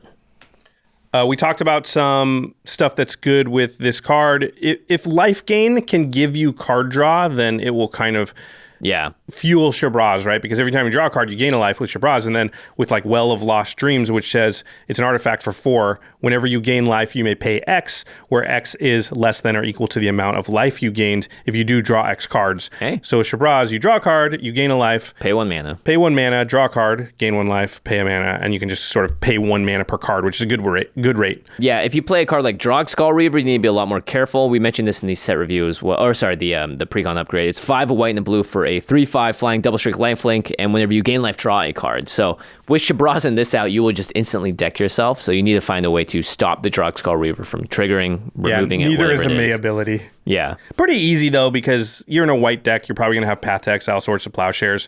And because you're going to draw your entire deck, as long as you start this process with 1 white open, you know you can stop it. It'll be bad if Swords to Plowshares is your last card or something, but as long as it's like somewhere in the middle, it's kind of like Hermit Druiding a little bit. Be careful, though, when you play this card. It's not like you're just going to pick up your whole deck. You need to do it one at a time, because that's kind of the key. Like, you're going to stop and find your Path to Exile at some point. Yeah, draw a card, gain a life, Drog Skull Reaver says gain a life, draw a card, gain a life, draw a card. Don't forget, Shabraz is getting +1/+1 counters every time. Yep. So this is a way that like you can swing out and kill somebody. So it's not just like draw a bunch of cards, do nothing else. This is draw a bunch of cards, probably KO 1 player, and then be sitting there with your entire deck in your hands, or a lot of it. Dying to a shark bird, not the worst way to go out. A card we sort of forgot, which is good in this deck, and there's been a few cards that do similar things. That's basically say when you cast a spell or when you do something, count the amount of cards in your hands, put them into your library, draw that many cards. Those are obviously good with Shabraz, but we didn't mention specifically Mind Moil, which is 4 and a red for an enchantment. Whenever you cast a spell, put the cards in your hand on the bottom of your library in any order, and then draw that many cards. So any spell you cast just draws you like 6 cards, which means Shabraz just gets huge really fast. And you gain a ton of life. Yeah, that's true. That's a good point. All right, do you want to read good old Browlin? Okay. Brawlin, the Sky Shark Rider. Or there's no Brawlin Sky Shark Rider. 3 and a red for a 3/3. It implies there are many Sky Shark Riders. Yeah. Legendary human shaman, partner with Shabraz. Says, whenever you discard a card, put a 1/1 counter on Brawlin, and it deals 1 damage to each opponent. And then you can pay a red to give target shark trample until end of turn. End of Shuren. And not likely to come up that often, the Shark thing. exchange trample. Yeah. So we talked a lot about this. Again, wheel effects, really, really good with both of these cards. Yeah. Brawlin, I think, by far the more powerful of the two. Shabazz has some cool interactions, but Brawlin's like, hey, if you can figure out a way to just draw a bunch of cards and then discard them, you'll just kill everybody, right? Yeah, and one interaction that we missed that the internet pointed out is the Curiosity / Ophidian / Tandem Lookouts of the world. So because Brawlin is dealing damage to each opponent, not commander damage, it's not combat damage, cards like Curiosity, which is an enchantment for blue, whenever enchanted creature deals damage to an opponent, you may draw a card. So discard a card, do someone the damage, draw a card. And also, it deals damage to each opponent. Right. So you're going to draw 3 cards with Curiosity, I believe. Yes. Double check that with the judge. Damage to an opponent, right. So it should be. So this is instant win, right? Even if you just can get up to 8 cards for your discard phase, for your cleanup step, it goes, oh, you have 8 cards in hand. We discard one. Discard it. Brawlin says, okay, I'll deal 1 damage to each opponent. Curiosity says, oh, well, then you'll draw 3 cards. Cleanup phase says, well, now you have 10 cards in hand. You still discard 3. Them. Yeah. Okay, deal 3 damage to each opponent. Okay, draw 9 cards. Oh, discard 9 cards. Deal 9 damage to each opponent.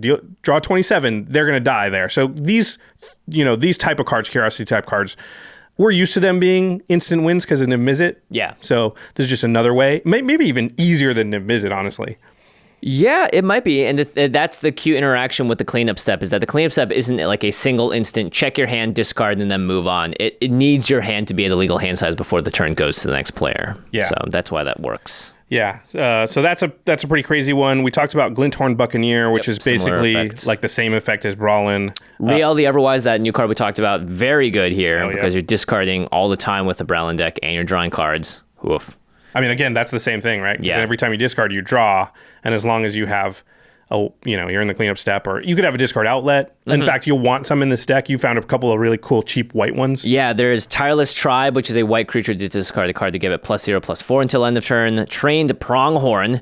Discard the card, prevent all damage that we dealt to Trained Pronghorn this turn. And the reason that these cards are good is that you can do it multiple times. You can give this sort of effect to Trained Pronghorn as many cards as you have in your hand. It's not something you can only do once. It's a free discard outlet. You don't have to pay any mana. I like both of those too because the discarding protects the discard outlet. Yeah. So if somebody even goes to affect it in some way, especially if it's with damage. Board wipe, yeah. Yeah.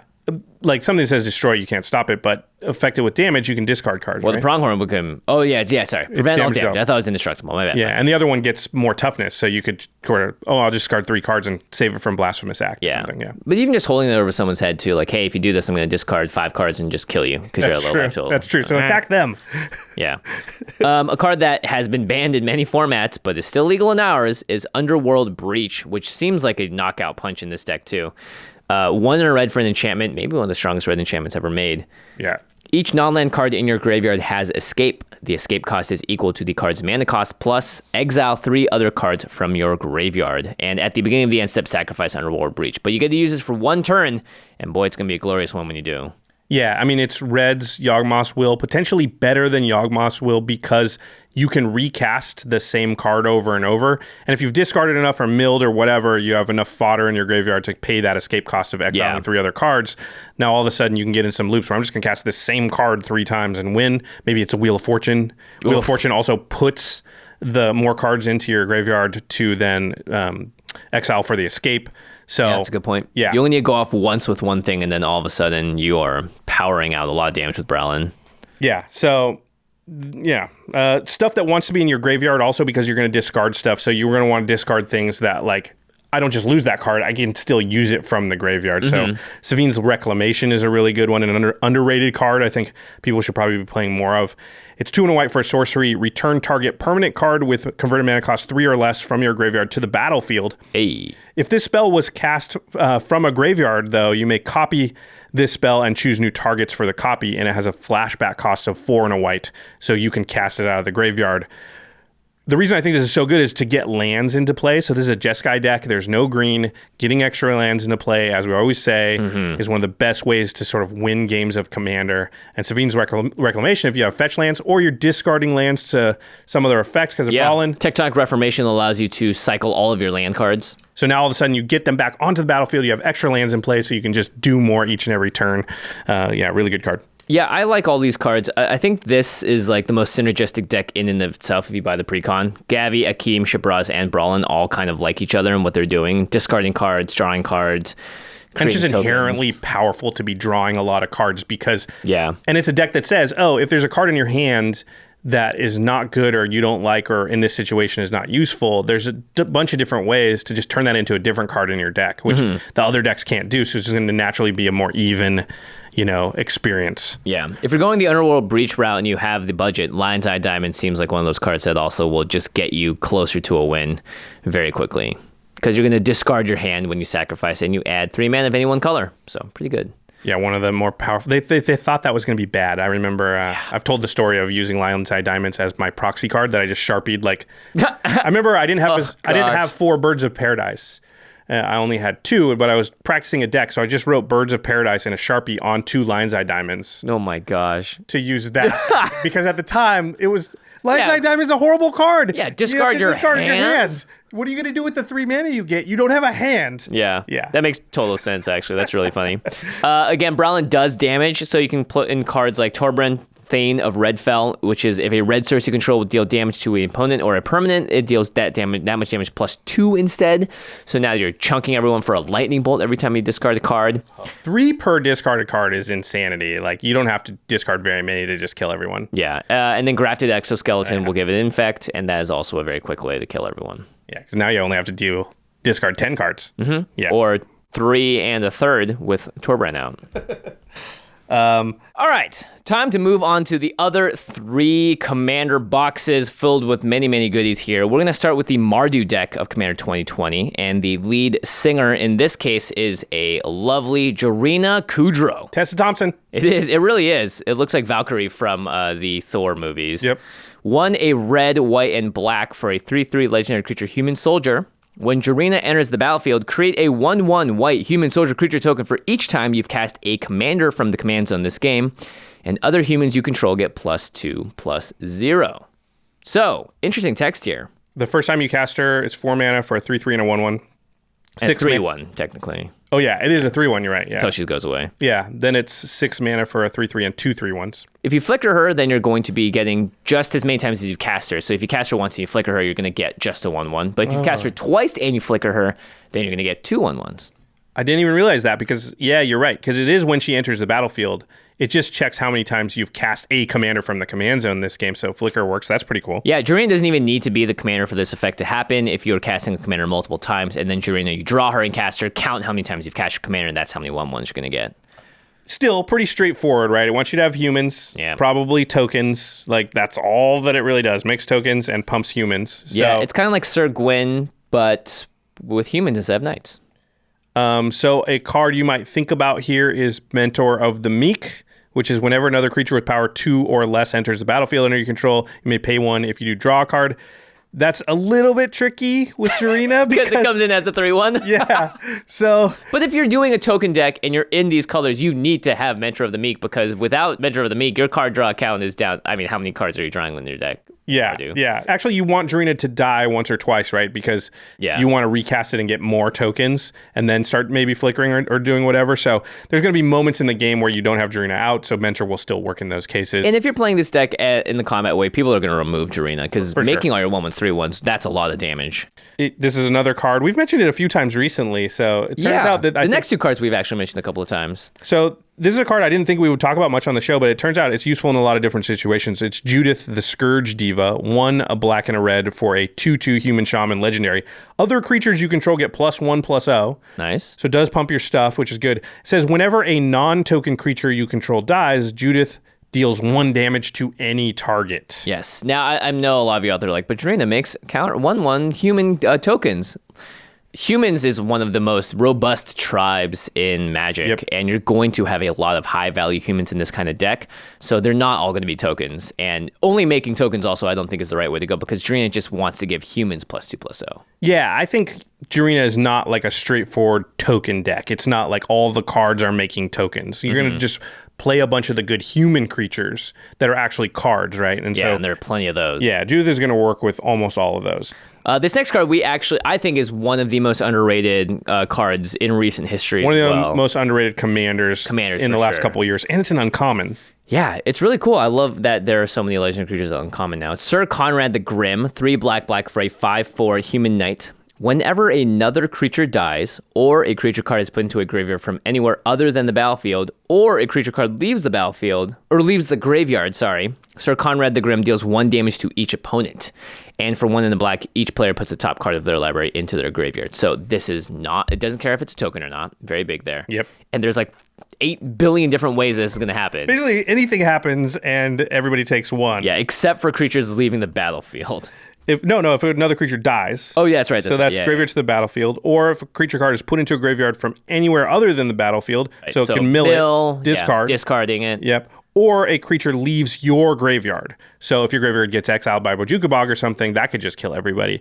Yeah. And it has the mill plan on it because you can pay that 1 in a black and each player mills 1. Nothing else going on. Spend that mana to just deal some damage to everybody. Just such a good card. Tends to just do a ton of damage. Yeah, if you're building an Aristocrats type deck with Judith and Sir Conrad, this is going to be the way that you're just going to whittle everyone down, and then all of a sudden your 3/1 creature is like the scariest thing on the planet. Yeah. It also can lock your board in place where it's tough for people to play a board wipe because if you get them low enough, they're like, if I board wipe, all that stuff dies, and Sir Conrad kills me, so I can't actually even do that. Or it puts me in very low life total. So they have to so first I got to kill Sir Conrad, but then I don't have enough mana to board wipe, and it gets complicated. So I like this. The Sir Conrad deck is just a good deck by itself, but it's cool in this one as well. Yep. As a testament to the fact that we don't think this is just a pure token deck, here's a good card in any humans deck. I use this in my Shadowborn Apostles deck, but nice. It's 5 white for an angel. Oh, sorry, it's Angel of Glory's Rise. 5 white for an angel, 4/6 flying. When it enters the battlefield, exile all zombies. So you can just hose a zombie deck randomly. But that's not the main reason you're playing it. You're playing it because it also says, then return all human creature cards from your graveyard to the battlefield. Ooh, man. That's just a game ender. Yeah. Now, a card that I really like with Jurina Kudro in the deck would be the Queen Marchesa deck, because when Queen Marchesa enters the battlefield, you become the Monarch, which allows you to draw a card at the end of your turn if you're the Monarch, and you can steal it away. But Queen Marchesa is typically one of those commanders that dies a lot and gets recast a lot. So even if you've cast her 2-3 times, when you do eventually play Jurina, you're going to make Queen Marchesa even bigger, and you're also going to create more tokens because you've cast Queen Marchesa a lot. So I like that a lot. Yeah, definitely synergizes with the token part of Jurina as well. This next one's really interesting. I actually like this card a lot too. So we have never talked about this card on the show besides, I think, when the pre-con for it came out. So it's Lisha, Sanguine Tribune. This is from the Edgar Markov? I believe so. Era? Yeah, because it's a vampire, and that was the Edgar Markov deck. So it's 5 red, white, and black. So 8 mana for a 4/4 legendary vampire soldier. But it says, Lisha costs 1 less to cast for each 1 life you've gained this turn. Has first strike and lifelink. And you can pay 5 life and put 3 +1/+1 counters on Lisha, but you can only activate this ability on your turn and only once each turn. But you can activate it as an instant, so it's tough to block. Right. But I think you're referring to the fact that Lisha decks tend to cast Lisha often because they're gaining enough life that she's always 3 mana or just very, very cheap. Yeah, and that's great for Jurina to, put a bunch of tokens into play at that point. So that would be Jurina as in the 99 of a Lisha deck. Jurina might be better in the 99, to be honest. Jurina is also really good with sort of a common combo we see in Commander, which is Nim Deathmantle and Ashnod's Altar. So Nim Deathmantle, you want to read it? Yeah, 2 mana for an artifact equipment. Equipped creature gets +2/+2, has Intimidate, and is a black zombie. Don't play this with Angel of Glory's Rise. True. Whenever a non-token creature is put into your graveyard from the battlefield, you may pay 4 mana. If you do, return that card to the battlefield and attach Nim Deathmantle to it. You pair this up with an Ashnod's Altar, and all of a sudden you have the ability to create a loop. So Jurina Kudro, let's say you've only cast her once. It comes in the battlefield with a 1/1 creature. You can sacrifice that creature to the Ashnod's Altar for 2 mana, and you can also equip Jurina with the Nim Deathmantle and sack her as well. All of a sudden, these cards are coming back. Drina comes back with a token, and you're going to have the mana to do it again. Usually you need 2 tokens plus the creature creating the tokens to go infinite. So Grave Titan famously goes infinite with Nim Deathmantle. So as long as Drina's creating 2 tokens, you'll be good there. And if you're creating more than 2 tokens, then you'll end up with infinite tokens. Yeah. So that's a classic combo that's pretty good. I want to pitch you on some cards here for this deck possibility. Okay, Divine Visitation, Anointed Procession. Oh boy. Cathars Crusade. These are Skull Clamp. tough sells. Yeah, all 4 of those cards, if it's a token deck, yes, those are good cards to put inside a token deck. So we won't talk about them again, but we're probably going to mention them again later. Anytime we mention tokens. All right. Does that one toughness? Skull Clamp. Let's move on to the next legendary creature. A lot of people messaging me about this creature because it is a Tim. Ish. Yeah, I wish I could have been as excited as people wanted me to be. We'll discuss that in a second. It's Kelsian the Plague. So it's red, white, and black, 3 mana for a 2/2 legendary human assassin. Has vigilance and haste. Kelsian gets +1/+1 for each experience counter you have. We haven't seen that in a while. We have not seen experience counters since Commander 2015, I believe. When the experience, so. A long time. You can tap Kelsian and he or she deals 1 damage to target creature you don't control. Could be they too, sorry. He, she, or they. And then when that creature dies this turn, you get an experience counter. So Tim's, but with restrictions. It can't ping any target. It can only hit a creature, and it can only hit a creature you don't control. So you can't even ping your own creature down to have it die to get an experience counter. You have to deal 1 damage to an opponent's creature, and it has to die this turn for you to get the experience counter. There's a lot of hoops to jump through. You can do it, though. The first thing I think we think of with Tim's is always, can I give it Death Touch? Because then that 1 damage is lethal to any creature. Yeah, and so obviously a lot of cards in Magic's history does this. Basilisk Collar, Gorgon Flail, Retreat to Hagra is a fun one. This is a good one. Yeah, it has landfall on it. It's an enchantment for 2 and a black. Whenever a land enters the battlefield under control, you choose 1. Target creature gets +1/+0 and gains Death Touch until end of turn, or each opponent loses 1 life and you gain 1 life. That's a cool way to give Death Touch I hadn't thought of really before. I guess I've never had black in my Tim deck. So yeah, what's nice because it doesn't need to equip onto a creature as well, so it's a lot. The blowouts are a lot less, and also if you don't want to put it on Kelsian, it still gives you some effect. You can still drain a life, or you can give another creature Death Touch. Yep. So to pair with this, Thornbite Staff is really, really good. It's 2 mana for an artifact enchantment. And it says equipped creature has, you pay 2, tap it, and this creature deals 1 damage to target creature or player. Now, you don't have to do that with Kelsian because Kelsian already taps on its own. But it has this other text that says, and whenever a creature is put into a graveyard from play, untap this creature. Right. So if you give Kelsian Death Touch and Thornbite Staff, he's able to destroy all the creatures on the battlefield that your opponents control. Pew, pew, pew. Because you shoot one, has Death Touch, it dies, goes to the graveyard. Thornbite Staff says, untap Kelsian, plus you get the experience counter. Yeah. And you're like, oh, then I'll shoot this other creature. Same thing happens, another experience counter. And Kelsian's getting huge this whole time. And then you swing with Vigilance. Yep. Pretty good. Also, this triggers on any creature dying, so you don't necessarily need to have Kelsian be the one killing it. Sometimes you'll just get like, hey, we go to combat, this creature trades off. Oh, that's going to be, I'm going to tap Kelsian with a Thornbite Staff to deal a damage. It's going to untap. I'm going to do another damage here to kill something. So it's a lot like Goblin Sharpshooter once you get the Thornbite Staff on it. Yeah.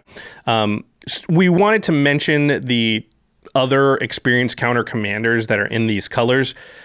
Not because they work well with Kelsian, because they really don't, but it's just something that you would want to think about, I think, right? Like, how else can I get experience counters or use experience counters if I have Kelsian as my commander?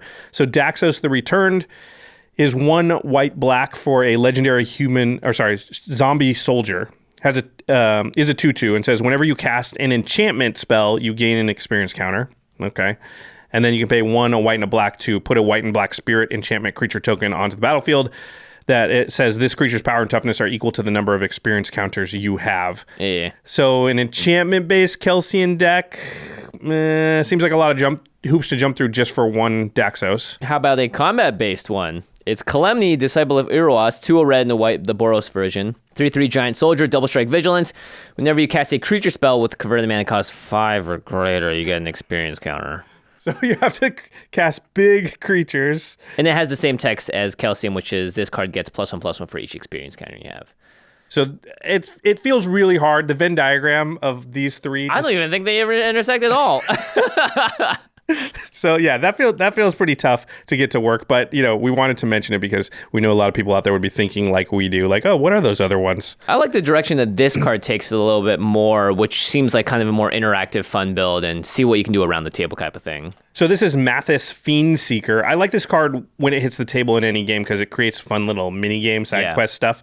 It's a red, a white, and a black for a 3/3 legendary vampire. Has Menace. Menace. That's menace for all you. For you people that just aren't cool. That haven't studied English ever. I think it would be Spanish. Menace? Menace. I don't know. No, it made it Italian. Italian. Yeah. All right. It says, at the beginning of your end step, put a bounty counter on target creature an opponent controls. For as long as that creature has a bounty counter on it, it has, when this creature dies, each opponent draws a card and gains 2 life. So you place a bounty literally on another creature and you say, hey, anybody that kills that thing, we're all drawing cards and that person's losing some life. If Kelsey is out the same time. Gaining life. Gaining life, yeah. If Kelsey's out at the same time and people are like, yeah, let's remove that card, before it goes on its way out, Kelsey can add another damage to it and then get an experience counter because it's going to die. Oh, so that's cool. It incentivizes them to help you get experience counters with Kelsey, and I didn't even think about that. That's great. It's like insult on injury again. They're like, kill that card. Like, all right, I'm going to use a kill spell on it. And Kelsey's like, let me shoot an arrow at it too. So I just want to take a moment to just muse here, or just, I don't even know what the word is, but I don't understand why Kelsey says target creature you don't control. It's because it has a bunch of other text on there.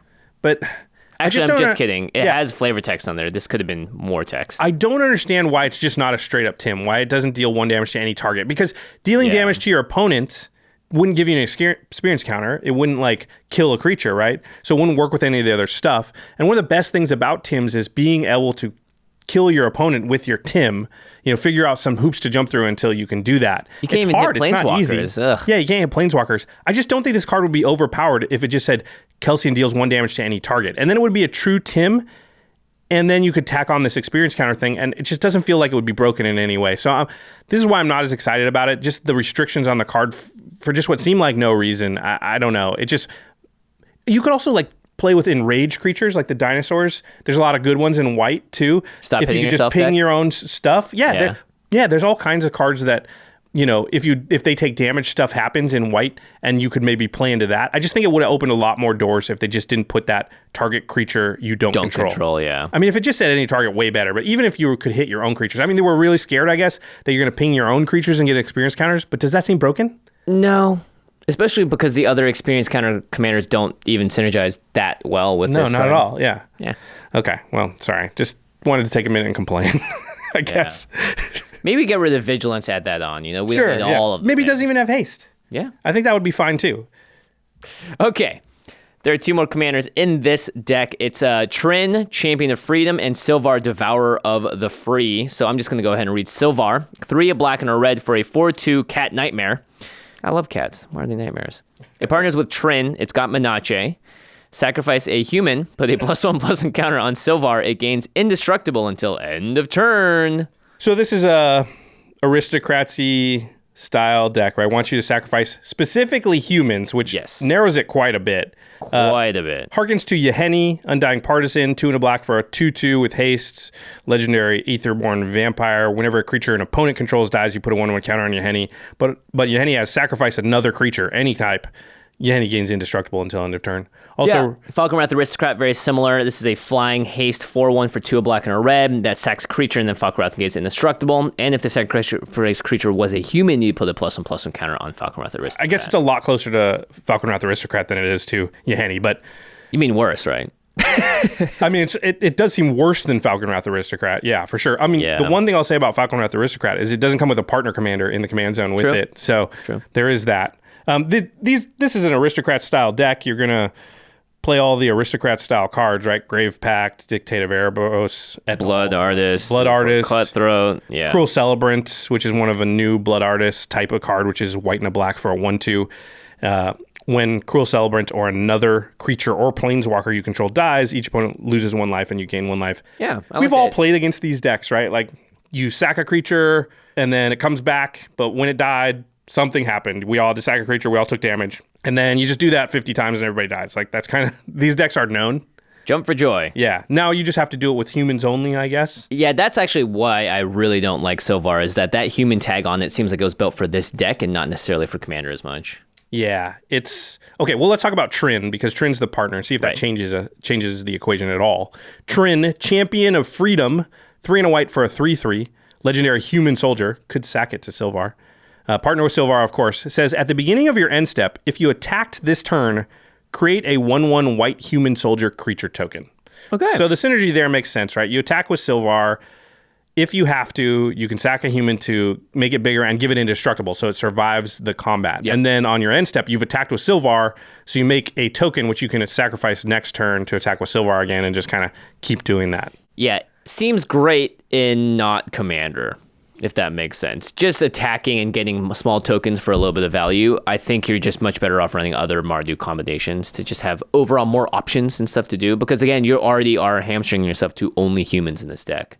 Yeah, it just seems too low impact, right? Like, I'm going to attack with a 5/3. Then it's going to be a 6/4. Then it's going to be a taking too long. That's too long. Yeah. If you can even attack... you don't attack 20 times in a game, ever. Like, 3 times is a lot of attacks in a game, honestly. Like, we've edited game nights for 30 episodes now.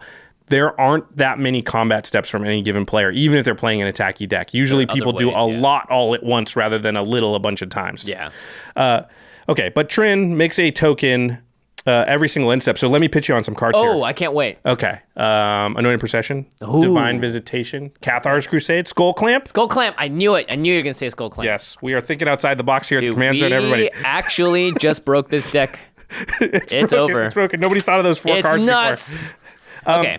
Let's pause really quick here. Okay, so get negative. let's say that... Let's rewind. It's 4 months ago. It's 4 months ago. Merry Christmas. There's no global pandemic, first of all. Actually, it's just starting. Yeah, it's just starting. Yeah. Ugh. So we don't know it. Let's say we don't know anything about these decks. Okay. And I just come to you and I go, Jimmy, Josh, I've got some inside information. I know the color combinations of the decks for next year's Commander product. Yeah, what are they going to be? There's going to be Temur. Nice. There's going to be Jeskai. There's going to be Mardu. There's going to be Sultai. There's going to be Abzan. Oh, the Khans of Tarkir wedges, right? That's right. The Khans of Tarkir wedges. Okay, so I want you to guess. Let's make a bet. Which one do you think will be the weakest? Mardu. Without even thinking, you would have said that, right? Yeah. It's the only... No blue, no green, right? The two sort of staple colors in Commander that we all know and love and know for a fact are very, very powerful. What are the two most underserved colors in Magic still for Commander? Red and white. And Mardu is the red-white of the wedges. Yes.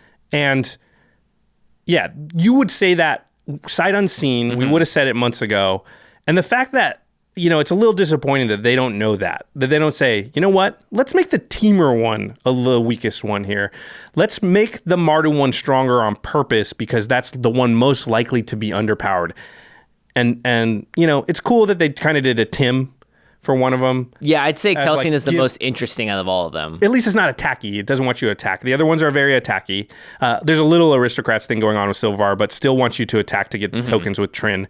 And, I just, it's disappointing a little bit that of all the ones to be the weakest, the one that was the most obviously likely to be the weakest sight unseen is the weakest. Yeah. Arguably, Gavi is better than every single one of these cards if you mutated them all on top of each other, I swear. Altogether, they still don't equal Gavi. Probably true or close. Yeah, I mean, just in terms of what you can do, Calamax just says go infinite. Yeah. And you can do it almost immediately.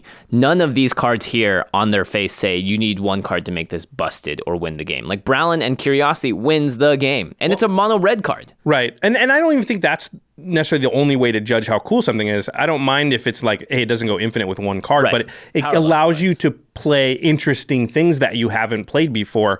But Jarina's just hey, pump your creatures in attack. There's a million decks like that. Yeah. Kelsian's the one that kind of gives you a few other angles. I just wish they would have allowed me a little more play with, being able to hit my own creatures or hit players. Okay. All right. Enough complaining about the Mardu thing. I'm a little disappointed. I would be really happy if coming out of this, we were you know what? The Mardu one is the strongest one. Yeah, or even not the strongest one. It's got a lot of cool play in it. Yeah, it's got the coolest commanders in it, the most interesting ones. Yeah. And keep in mind, we're not saying lower the power level of the other decks to make the Mardu one shine more. It's just make the Mardu one shine more. Yeah. right. I don't think it breaks anything. If anything, people are looking at Calamax and going, is this too powerful? Do we need another really strong commander in those colors too? Like, Mardu needs it. I think Paco and Haldan is a really great example of a way to play with that color combination in a way that's like, wow, there's a lot of different ways you could take this deck. And it's not broken or anything, but there's a lot of fun stuff you can do. For all of you that are timestamping the episode, just timestamp how long we took to talk about the first two boxes and not the Mardu one. Yeah, there's just less to say. Yeah, it's unfortunate.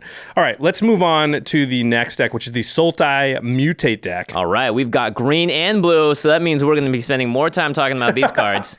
It also features a brand new mechanic, Mutate, so I'll read the face card on the precon deck. It's Otrimi the Ever Playful. It's 3, a black, green, and a blue for a 6/6 legendary creature, Nightmare Beast.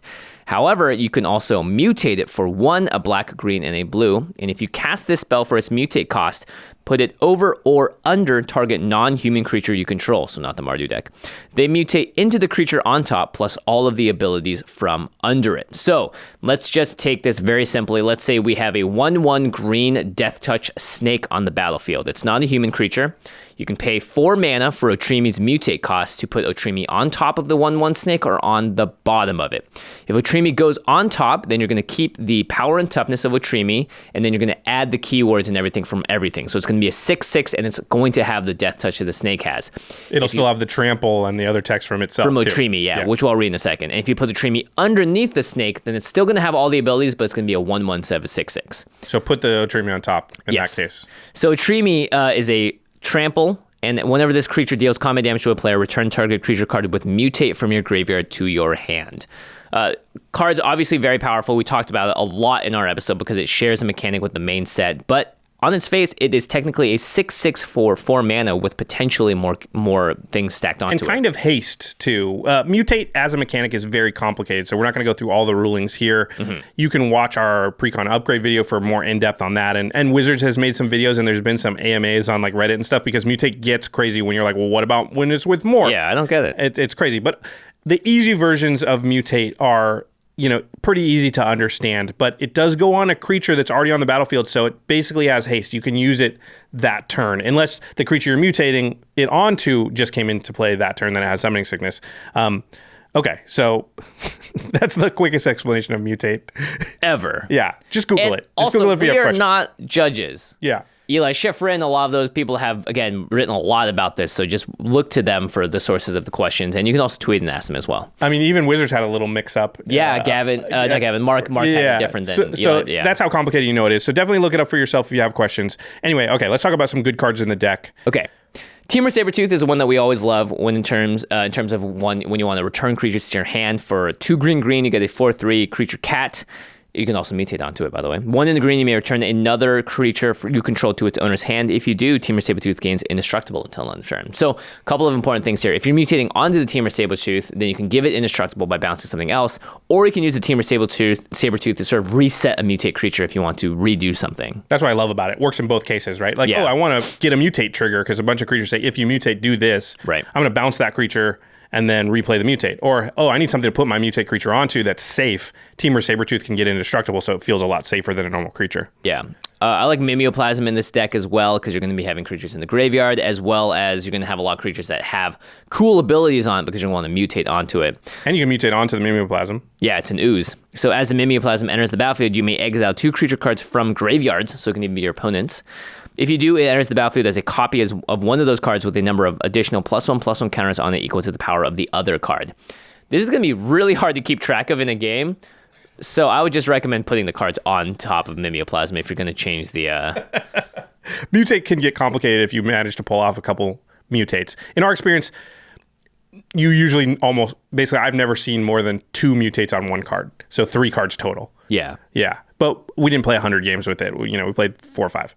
Yeah. It's actually really important as well to note that if you have Undying or Persist and the creature is dead, it dies, let's say you have 3 mutate cards together or 2 mutates on one creature, the creature's all going to go to the graveyard, and then the Persist or Undying trigger is going to be seen on each of them individually, and they'll all come back like broken apart. Yeah, separately. Like they were the Power Rangers thing, and then when they came back there, it's after it explodes, and they all do the jump thing, and they're just back to their normal Ranger form. It's great because Mutate usually costs less than their casting cost, so you actually get a discount, and then it also like protects people from actually wanting to kill it. Yeah. Blink works in the same way. Right. Which, if you blink it out, it comes back. They're not mutated together anymore. What if you clone it? Now, cloning is really interesting. If you clone it, you get the whole stack. You clone everything that's in there. Be careful about legendary creatures and such, as that will still apply. Yeah. But depending on where the Otrimi or the whatever's in the stack of stuff, you could pull it off. That's why Pack Rat is such a great card to mutate onto, because it creates copies of itself. Yeah. Notably, if you play a like doppelganger and it clones and it dies and it has persist, it's not going to come back as separate things. It's just one card. Yeah, pretty interesting. A lot of other cool cards. We talked about Gore Claw in our episode, which reduces the casting costs of creatures with high power, and most mutate creatures are big. And mutate is an alternate cost, so it will reduce that. Yeah, and there's a bunch of really cool mutate cards from Ikoria as well that we mentioned. Brokos, Apex of Forever, Dirgebat, Gem Razor, Parcel Beast, Polywog Symbiote. These are all cards that work really well with the mutate deck. And this is the first time ever the Commander set has shared a mechanic with the main set, so that's why you're going to want to look towards the main set for cards that synergize well with it. This is going to be a fun deck. I don't think it'll be insanely powerful. There's a natural downside to stacking a bunch of cards onto one card because you tend to get blown out. This has some protections against it, but it can still happen to you where that goes badly. But I think it'll be cool. And like you said, the first time ever that you're getting to play with whatever the newest mechanic is in our format. Pretty exciting. All right, let's move on to the other 3-color commander in the Sultai deck. It's Zexara the Exemplary. I don't know. It seems regal. It does not look regal. The name seems exemplary. Sounds exemplary. Actually sounds like the name of a ship or maybe like a starship. Oh, the Exemplary. Yeah, that's kind of cool. Yeah, the USS Exemplary or something. Nice. Okay. I just see this person being introduced in court. Introducing Zexara the Exemplary. It's like old medieval court or something. Yeah. British court. All right. Zexara the Exemplary, 1 black, green, blue for a 2/3 legendary Nightmare Hydra, has Death Touch. You can tap Zexara and add 2 mana of any one color. And then also, when you cast a spell with X in its mana cost, create a 0/0 green Hydra creature token, and then put X 1/1 counters on it. So any X spells you cast just incidentally for free come with an XX Hydra. It's pretty crazy. Yeah, that is actually really crazy. Oh, it's a 0/0 Hydra with X +1/+1 counters on it, which we'll have a little bit of interaction with later on when we talk about some of these cards. An interaction that we missed right off the bat is... We didn't miss it.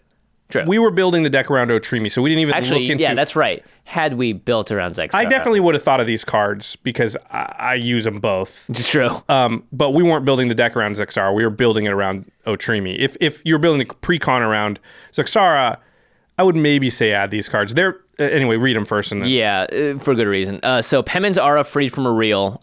So freed from the real, I'll just read because it's got less text. 2 in the blue for an enchantment aura. It enchants a creature, and you can pay blue to tap enchanted creature or pay blue to untap enchanted creature.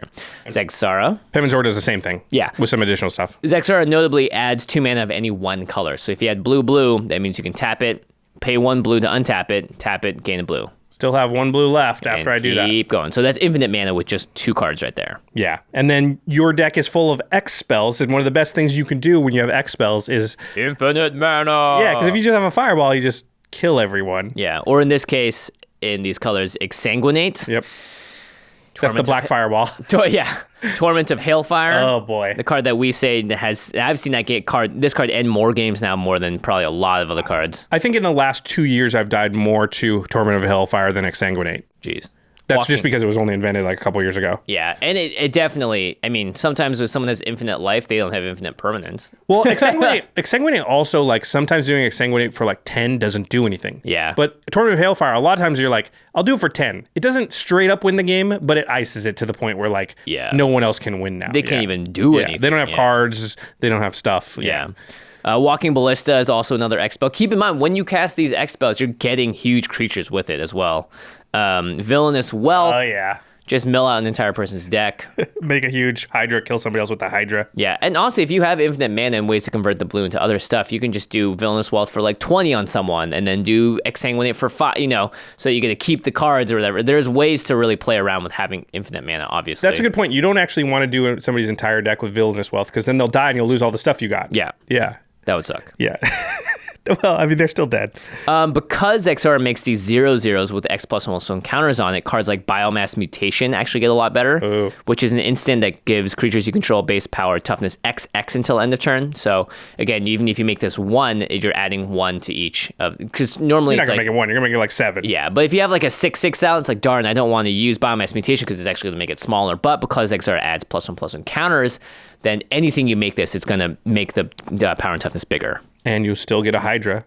Unbound Flourishing is sort of the X tribal new spell they came up with in the last, what was this? Modern Horizons? Modern Horizons, yeah. Yeah. It's 2 and a green for an enchantment. Whenever you cast a permanent spell with a mana cost that contains X, double the value of X. Ooh. And then whenever you cast an instant or sorcery spell or activate an ability, if that spell's mana cost or that activated ability's cost X, copy that spell or ability. You may choose new targets for the copy. So you can Villainous Wealth 2 people for whatever X is. Yuck. That is, yeah, that's pretty gross. Well, sometimes you don't hit, so may as well go for someone else. I like this X spell tribal thing they've started to put together over the last few years. Yeah, it feels like a nice balance of powerful and Timmy. Yeah. Because it's like, aha, I cast a huge spell, but I'm actually doing a lot with it. So deal with it. One thing I noticed right away, and it's similar to what we did with Kelsian. So Kelsian could ping things. So with pingers, you want Death Touch. Zexara has Death Touch. So with Death Touch, you want to give it the ability to ping. So Viridian Longbow is an equipment that gives Zexara the ability to tap and deal 1 damage, which again will just kill things. And then the best one is Thornbite Staff, which we talked about earlier. But Thornbite Staff, if you remember, also grants the creature it's equipped to the ability to ping things, and then says whenever a creature dies, you untap the thing. Now, the pinging costs mana, so you don't just go immediately Goblin Sharpshooter, kill everything. But still, the fact that you could ping something, untap, ping something, for, it's 2 mana each time, could definitely be worth it. Even if you ping something once and then use Xr to tap for 2, you're technically breaking even up mana there because it costs 2 to tap the Thornbite Staff. Yeah, that's a good point. Yeah, so that's some fun stuff. You want to also use Xr a lot. So, well, Zexar taps for 2 mana. Yeah, Which there's a lot of ways to abuse something when it does that, because there's a bunch of 2-costed creatures that will untap other creatures. And in which case, what if I let me sell you on a card here, a card pitch. All right, it's a 2 mana. Is this Gold Clamp? Oh no, it's a 2 mana creature. It taps for 2 mana. That's broken, right? Yeah, that is broken. Yeah, because all the creatures we know that cost 1 or 2 or even 3 mana, they tap for 1 mana. Unless you meet some crazy extra requirement or something. Yeah. So the fact that you could play some 2-drops that when Zexara is going, add 2 mana is, I think, pretty powerful, especially if you're going to do this sort of pingy thing with it. Right. So there's 3 of them that we're going to mention here, but there's a few cards that do this. Yeah, there's a Fetal Alchemist, Kiara's Follower, and Seeker of Skybreak. These are all 2 mana cards that when you tap it, untap target creature. And then obviously Kiara's Follower is the best out of all of them. Yeah, because it can untap your lands. Yeah, this is still really powerful. Obviously, having Zexar activate a bunch of times means you're going to be so much further ahead on mana than everyone else. And you've got X spells, so every piece of mana you've got, you can use. Another card that, well, listen, it's not big news that the Great Henge is like a good card you should put in decks. The Great Henge, let me read it.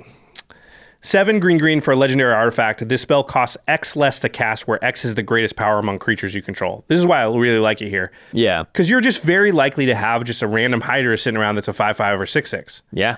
You don't have to draw it. You just get it incidentally for doing something else. Now, Great Henge taps for green, and you gain 2 life. And it says whenever a non-token creature enters the battlefield under your control, put a 1/1 counter on it and draw a card, which doesn't obviously work with the token Hydras. But you're likely to have some creatures in the deck, and you want all the mana you can get. And the fact that this could be like a 3 mana or 4 mana rock for you is just so good. I mean, the big thing here is that you're getting Great Henge out very early, right? You're going to cultivate on turn 2, get Zexar on turn 3, turn 4, make a 6/6, turn 5, play Great Henge. Yeah, pretty good. Pretty good. All right. Is there anything else we want to talk about with Zexara? Oh, yeah. Doubling Season, Doubling Season, really, really good with Zexara, right? Yeah. Because you're going to get Hydra 2 Hydras with twice as many counters. Yeah, exactly. It makes 2 tokens, and then those tokens get twice as many as X counters. So that gets crazy. You cast X equals 5, you get 2 10/10s. Yeah, there's actually a lot of ways to build this. I like this card a lot because you can just go straight creature beats, in which case you're going to want to grant everyone haste. You can play Concordant Crossroads or Akroma's Memorial. Yeah. And again, you have the mana because of Zexara to play the more expensive spells here. It's mana ramp on the commander. You can actually build your deck differently because of this. You're playing the X Hydras, so your creatures still have X in their cost. Yeah, I like that a lot. Yeah. So this seems like a really cool one that on the surface you wouldn't think, but I think has a lot of different ways to go. Yep, big fan. All right, let's talk about the partner pairing from this Sultai deck. Yeah, so this first one is a Whale Wolf. We have Sky Sharks and Whale Wolves. So a lot of people were saying that Wizards was trolling the community because everyone's been asking for a werewolf commander for a long time, and they gave us a whale wolf. A whale wolf instead. You got a whale wolf. It's close. Like out of Monty Python or something. Yeah, Princess Bride. Princess Bride, yeah, that's what I meant. Okay, Ukima, Stalking Shadow, a 1 blue and a black legendary creature Whale Wolf. What does it even sound like? It howls, but it also does the Dory thing. Yeah. It's just a wolf underwater. It's like, I can't breathe. Okay, it's a 2/2, partners with Kazura, Ruthless Stalker, who we'll read in a little bit. Ukima, Stalking Shadow can't be blocked. And when Ukima leaves the battlefield, it deals X damage to target player, and you gain X life, where X is its power. So pretty interesting on Ukima. There are some combo-y stuff you can do with it. Yeah, so again, when Ukima leaves the battlefield, it's not when it dies, not anything else. It's going to deal damage to a player, and you gain life where X is equal to its power. So there is actually a infinite combo here where you can use a card called Naru Meha, and then any combination or any one of these sort of cards, Ghostly Flicker, Displace, or Illusionist Stratagem. The main reason that those cards are good is because they are exiling 2 or up to 2 target creatures you control, and then they're returning them to the battlefield immediately. Yeah, you need a blink card that blinks 2 things. Yes, and Naru Meha is a 2 blue legendary creature 3/3 with flash. When it enters the battlefield, copy target instant or sorcery spell you control. You may choose new targets for the copy, and it gives Wizards +1/+1. All right, what's the combo?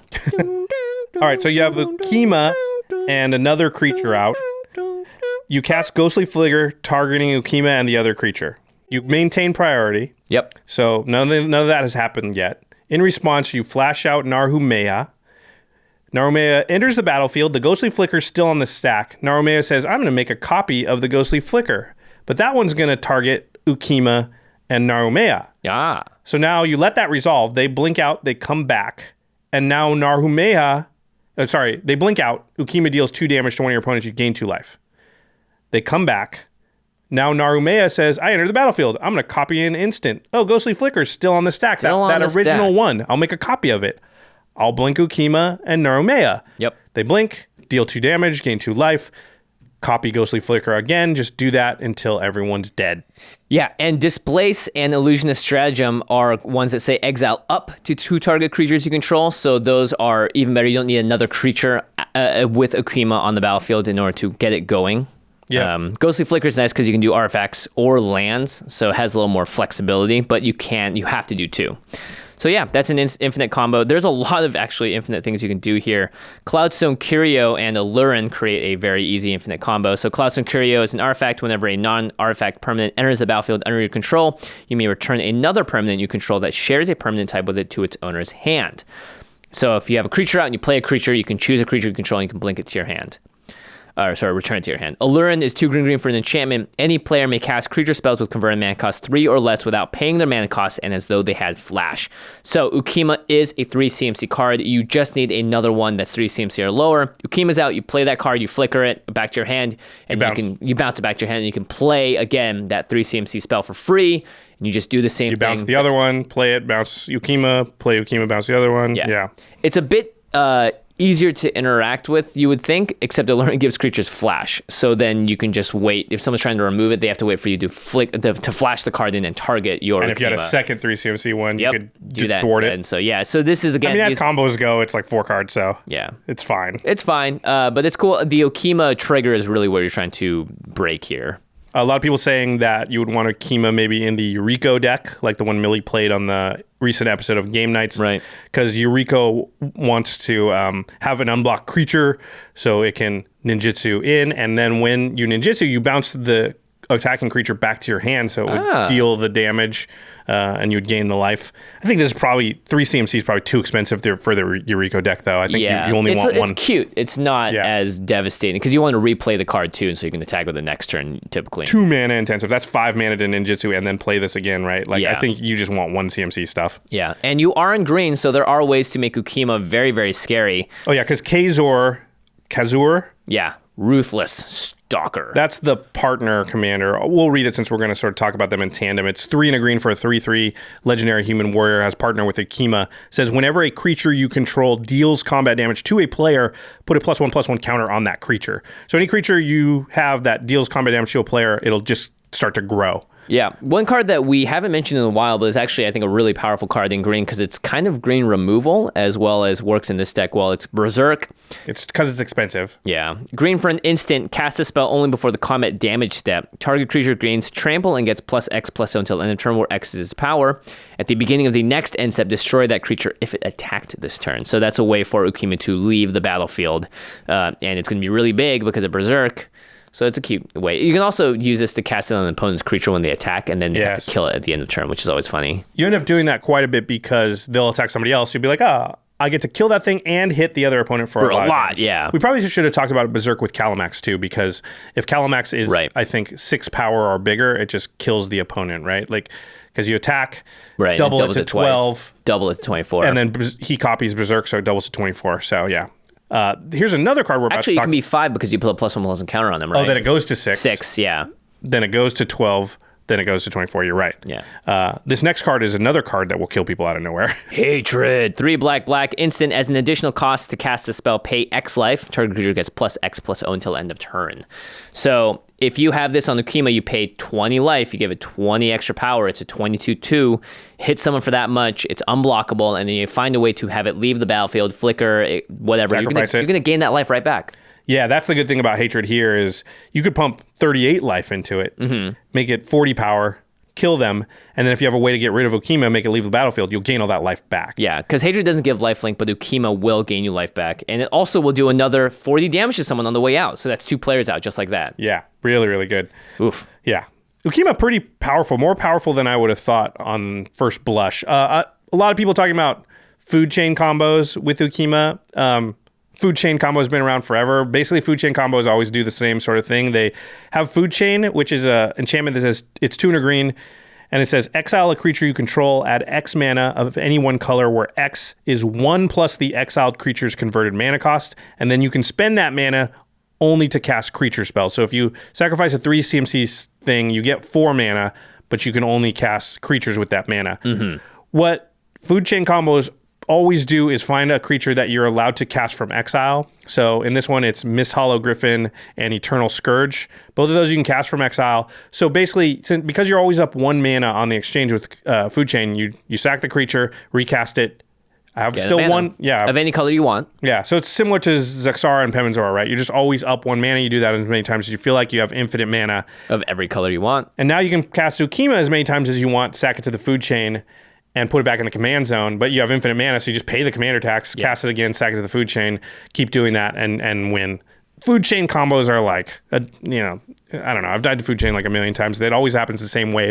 I'm not terribly excited about it, but it works. Yeah, exactly. So we mention it. All right, let's talk about Kazur a little, who's by far less exciting, but the exciting part about Kazur is that it adds green to Ukima. But yes, adds 1/1 counters to creatures when they deal combat damage. He just looks at you, he's like, what is my purpose? And you're like, your purpose is to add green. Yeah. Like, oh, no. All right, Cold-Eyed Selkie, which is in the deck, is really good because it has Island Walk and it's going bigger. Yeah, and when it gets bigger, you draw more cards off Cold-Eyed Selkie because whenever it deals combat damage, you draw that many cards. Yeah, Oran Frostfang, similar. Attacking creatures you control have Death Touch, makes them really hard to block. And then whenever a creature you control deals combat damage to a player, draw a card. So you can kind of make this an unblockable tribal deck if you want to. Those are always fun. I like seeing those around. And you're going to want, stuff that cares about +1/+1 counters because Kazur, if you're leaning more towards Kazur, just because you're going to hopefully get a bunch of +1/+1 counters. So like Inspiring Call. Draw a card for each creature you control with a +1/+1 counter on it. And then those creatures gain indestructible until the end of turn. So it's actually kind of pseudo protection as well. Hardened Scales, Winding Constrictor, they can go in the deck. Proliferate, it's probably going to be pretty good. Yeah, you can play cards like Thrumming Bird, which is a cheap 1 in a blue 1/1 flyer. And whenever it deals combat damage to a player, you proliferate. So again, just ways to get the counters up and up and up so that if someone does get rid of Ukima or board wipes or whatever, you actually have something to do with it and gain more life and hurt someone even more. It does make Ukimas also kind of grow during that process too, which is good, right? Because if you don't have one of these combo-y things going on, or you don't want to build your deck like that, which a lot of us don't, then just being like Ukima is now a 5/5. Oh, it's an 8/8. Yep. It's a 12/12. That's pretty scary right there. Yeah, the fact that it does damage both ways, you can attack with it, it's unblockable, and when it leaves, it's doing even more damage. It's almost as though it has double strike in a way. You gain life from it too. So double strike, single lifelink. Weird. Okay. All right. That's going to do it for the Sultai deck, and we're going to now move on to the very last deck, which is the Abzan one that has Cathrall Aspect Warper on the cover. I forget the name of this deck. We all need to take a drink of water before we start reading these cards because they have a lot of text. This one has a ton of text. It looks like a book. All right. Deep breath, everybody. Cathrall Aspect Warper, 2 white, black, green for a 3/3 legendary Nightmare Insect. When Cathrall enters the battlefield, put a flying counter on any creature you control if a creature card in your graveyard has flying. Repeat this process for First Strike, Double Strike, Death Touch, Hexproof, Indestructible, Lifelink, Menace, Reach, Trample, and Vigilance. I like I still got Menace in there. Then put a +1/+1 counter on Cathrall for each counter put on a creature this way. Okay. A lot of text here. Yeah. Here's how it works. When Cathrall enters the battlefield, let's look at our graveyard. We have a Death Touch creature in there, a flyer, and a creature with Trample. Now, let's say you have 6 creatures on the battlefield. Cathrall says, okay, now we have those 3 keyword counters. I'm going to be able to take those counters individually and put them on any creatures I want. You can put them all on one. You can put 2 of them on one and 1 on another. You can put them on 3 different creatures. Correct. So you can make Cathrall have all 3 of these things, and then after all is said and done, you count how many you did, 3 total, and you put that many +1/+1 counters on Cathrall. Right. Whew. That's It sounds complicated. Mutate was harder There's to been explain. a lot of people online, I think, being like, oh, this is like going to be hard to keep track of, and blah. It's not. It's very easy to keep track of. They do have punch cards like they did for Amonkhet and the brick counters that have all the little, like, it says Hexproof or First Strike or whatever on it. So you can have those. You'll have them in the deck. If you've built this deck, obviously you know you're going to be doing this. And honestly, like, you don't get 9 of these when you play Cathrall. You usually get 3 or 4. Yeah, actually, I would probably recommend you bring some Post-it notes when you play with this deck or something that you can, just in case it gets too complicated. Yeah, but it rarely will. We never had any trouble keeping track of it. Yeah. Cathrall was like a 5/5, and that thing had Flying and Reach, and that thing had Trample. Yeah. Okay. Yeah, you typically, unless you're building this Voltron, you're not going to spread it all. You want to spread out. You don't want to just throw it all in one creature, I think, in general. All right, so Cathrall cares about creatures with ability words in your graveyard. So one of the first, you pulled this card. I think it's a really smart one. Yeah, it's typically these cards go well in graveyard decks, but in this one it really does a good job. It's Buried Alive, 2 in the black for a sorcery. Search your library for up to 3 creature cards, put them into your graveyard, then shuffle your library. You can find lots of cards out there. Akroma's in this deck that with the precon. Cards that have just huge keyword soup on them that you're never going to be able to cast, at least this early in the game. The Talpa. Yeah. Buried Alive comes out on turn 3 or 4, and then you play Cathrall on turn 4 or 5. Casper, the friendly ghost, warper. The friendly ghost warper, yeah. Yeah, Buried Alive could easily get you all the keywords. Well, maybe not easily, but I bet it's possible to get all or close to all the keywords just like that. Yeah, that'd be cool. Let us know in the comments if you can find 3 creatures that together give everything that Cathrall wants. Yeah. One thing to note, so when we read all the keywords off of Cathrall on what keyword ability counters it can give, and one that's notably missing is haste. Oh, that's right. So Cathrall will not grant haste, and I think this is to sort of shut down the feel-bads of play Cathrall gets super huge and attacks all in one turn. Yeah. So they left haste off on purpose, but you'll definitely want haste with Cathrall because sometimes it's going to come out, it's going to be a 14/14 or whatever, and Double Strike will be one of the things on there. And so you can just KO somebody. So Concordant Crossroads, which we mentioned earlier, is a the best green way to give haste. Yeah, and it does so out of nowhere. Other keywords that you want to give are hexproof. Sylvan Caryatid is a really good choice here. Even though we talked about this as well, you're not really going to want to play Cathril on 5 if you don't have cards in your graveyard to give to him. Yep. So you're not as worried about finding the perfect mana dorks or whatever, but you'd rather find a card like Sylvan Caryatid that is going to, if it is in your graveyard, have the additional bonus of granting hexproof, which is probably the most important of the keywords you could get. It's that or it's up there, indestructible or hexproof, right? Because you want it to live.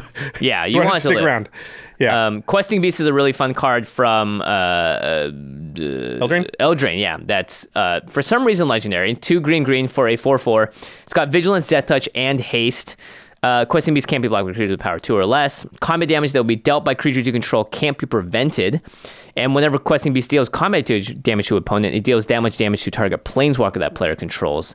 So this is just one of those like very good on its face. It has, again, a ton of keywords on it. It's not going to grant haste if Cathril uses it from the graveyard, but by itself, this is a great way for you to just kill a planeswalker too. Yeah, I think creatures that cost 4 or less have a bunch of keywords on them and are like efficient threats like Questing Beast are good, right? Because you play it and you're swinging around with it, dealing some damage, and they don't really want to kill it because if it goes to the graveyard, that's keywords for Cathril to make use of. I mean, you're going to self-mill and some other stuff, but we found one of the big hurdles to this deck was just getting enough keywords into your graveyard. So one way to do that is have creatures people want to kill that have keywords on them. And that way you can get your additional value when they're in the graveyard. Yeah. Skullbriar is a card a lot of people are talking about. Yeah, this one's fun. You want to read it? Yeah, it's green and a black for a 1/1 legendary zombie elemental with haste.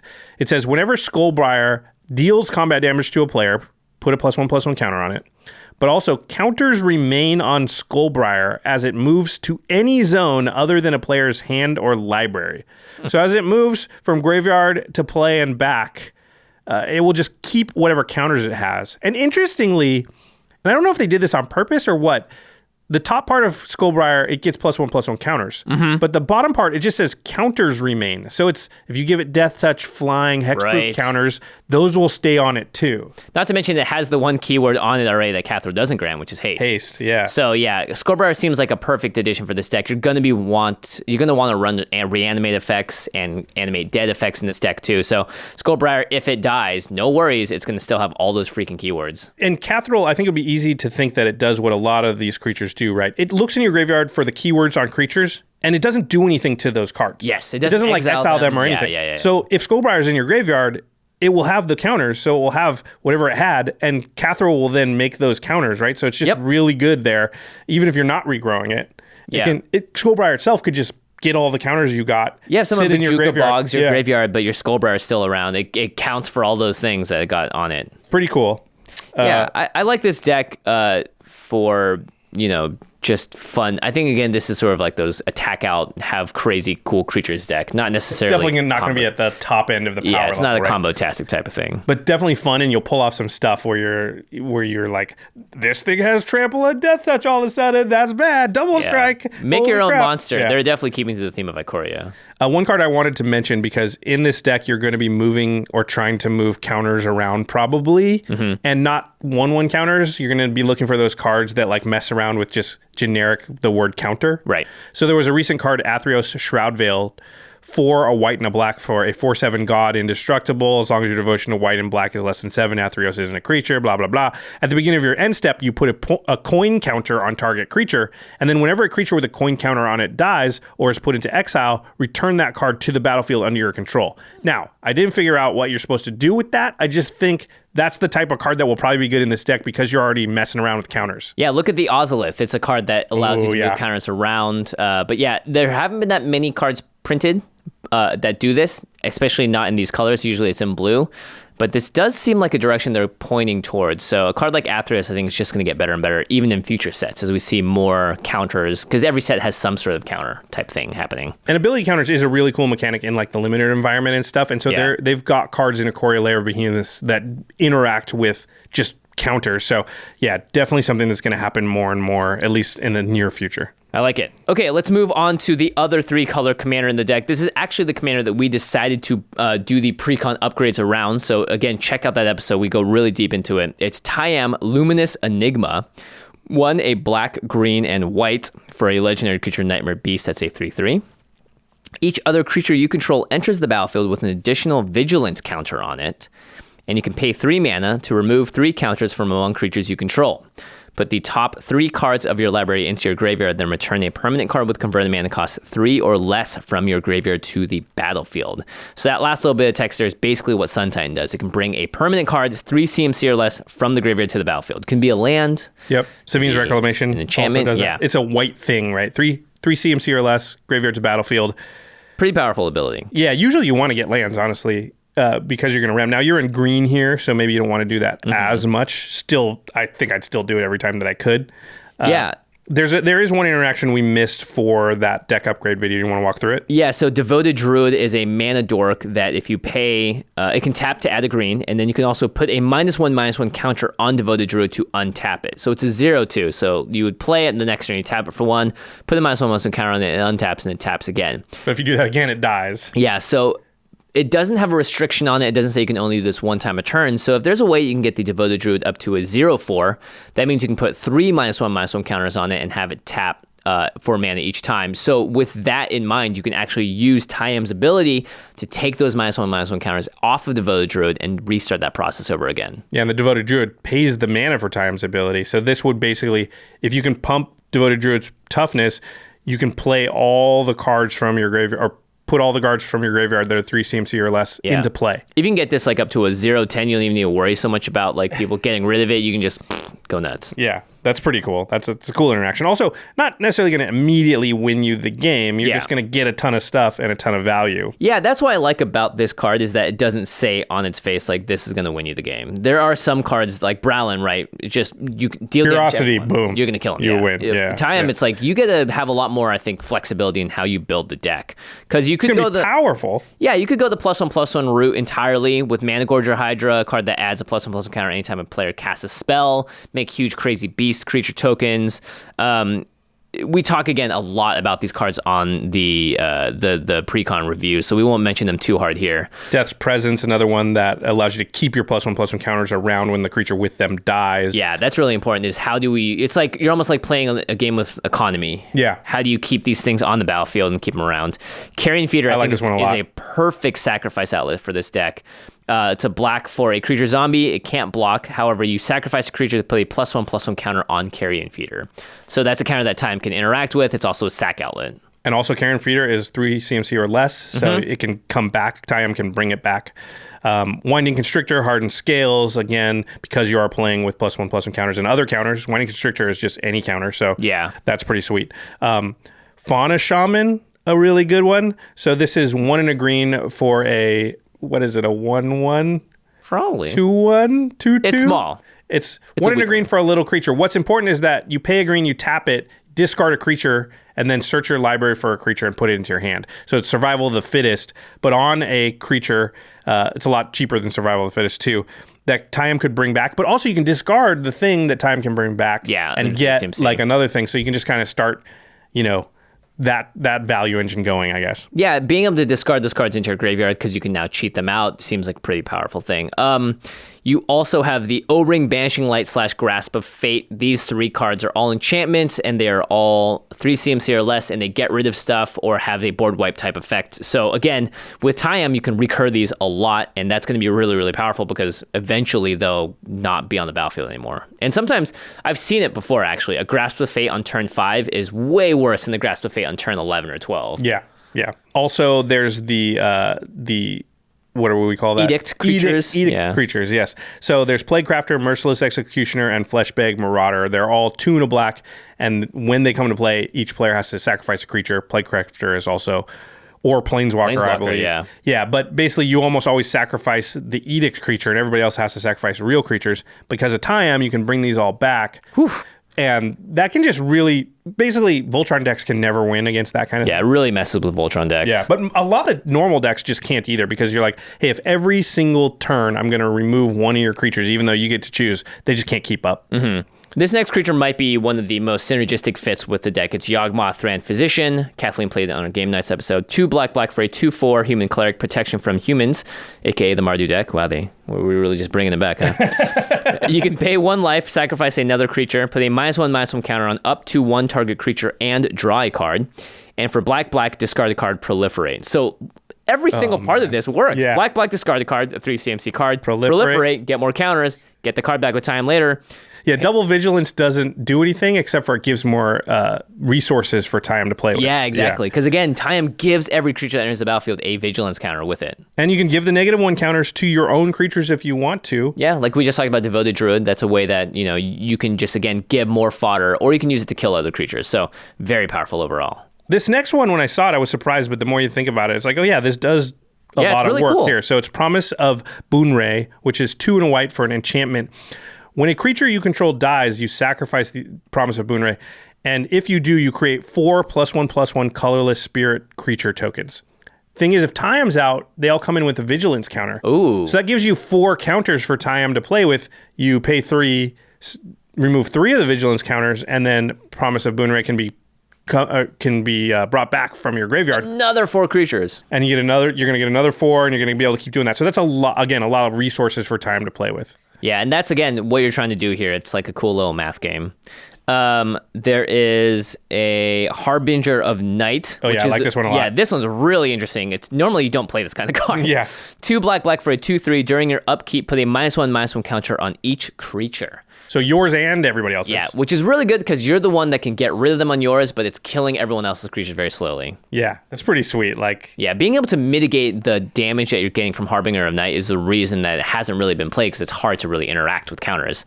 No longer, says Tayam. No longer. Doubling Season, again, good if you're playing around with counters. Also, Tayam's ability is an activated ability of a creature. So Heartstone is a card you might think about. It's 3 mana for an artifact. Activated abilities of creatures cost 1 less to activate. This effect can't reduce the amount of mana an ability costs to activate to less than 1 mana. Yeah, so it's like Training Grounds light. Yeah, it does do it for all activated abilities on all creatures, but still, you're likely to make better use of it than everybody else because it's your own, your commander is doing that. And then I just put down fetch lands. Because of Tayam's ability, you want to make sure there's going to be lands in your graveyard. Now, you're in green, but still, I think a lot of the time, the best move is going to be put a land from your graveyard into the battlefield if possible. Yeah, and when you use a fetch land, goes into the graveyard, get a land on your deck, you're starting to ramp and do all these things that, well, green is good at, but Tayam definitely can abuse. I always think of that like, have you played a lot of real-time strategy games like StarCraft, Warcraft? Not as many. I know you definitely play a lot more. In those games, the thing you want to do is first get a bunch of workers. Mm-hmm. And your workers are your resource gatherers. And you don't want to just build a bunch of warriors first, because then your economy is pretty bad. And that's how I see getting lands in Magic, in Commander specifically. It's like, get your resources and your economy good. So that's why getting lands into play is so good. Yeah, the greatest engine you can build is not a value engine, it's the land engine. Make as many of those as you can. All right, how dare you, but all right. All right, let's move on to the last partner pairing of the Abzan deck. This is Yannick Scavenging Sentinel, 2 green and a white for a 3/3 Hyena Beast. Partners with Nikara, Lair Scavenger. Yannick has Vigilance. When Yannick enters the battlefield, exile another creature you control until Yannick leaves the battlefield. When you do, distribute X +1/+1 counters among any number of target creatures, where X is the exiled creature's power. So again, you play Yannick, or Yannick gets flickered in, you exile a 2/2 until Yannick leaves. That 2/2 is going to have 2 power on it, and you're going to distribute 2 +1/+1 counters among any number of creatures. And then when should Yannick ever die, leaves, and then boom, the other creature comes back into play. Yeah, this confused me because I thought it was you got the counters after Yannick leaves, but you actually get the counters when Yannick enters the battlefield. Yeah. So if you have like a 2/2 bear, you play Yannick, exile the bear, put the 2 counters on something, and then if Yannick ever dies, the bear comes back. Yep. Okay. And if the bear had some way to pump its ability, pump its power toughness, an enchantment, or creature, or +1/+1 counters, it would count that towards the number of counters you're putting on your creatures afterwards. Let me just read Nikara so that we've got context while we're talking about both of them. Nikara Lair Scavenger, 2 and a black for a 2/2 legendary human cleric, partners with Yannick, has Menache. Whenever another creature you control leaves the battlefield, if it had 1 or more counters on it, you draw a card and you lose 1 life. So we can see how that synergizes with Yannick, because Yannick is making creatures leave the battlefield and giving things counters. So Nikara is going to help you draw cards when this stuff happens. Yeah, so there's actually a couple of interesting combos you can do here. The first one is Leonin Relic Warder. It's white for a 2/2 creature cleric. When it enters the battlefield, you may exile target artifact or enchantment, and when Leonin Relic Warder leaves the battlefield, return the exiled card to the battlefield under its owner's control. When you pair this up with a card that is an enchantment that exiles creatures, but also brings the creature back when the enchantment is like Oblivion Ring. Yeah. So what you're going to do is you're going to play Yannick and you're going to exile the Leonin Relic Warder, and then the Leonin Relic Warder is going to already have exiled like a Oblivion Ring or something under it. So Leonin Relic Warder leaves the battlefield.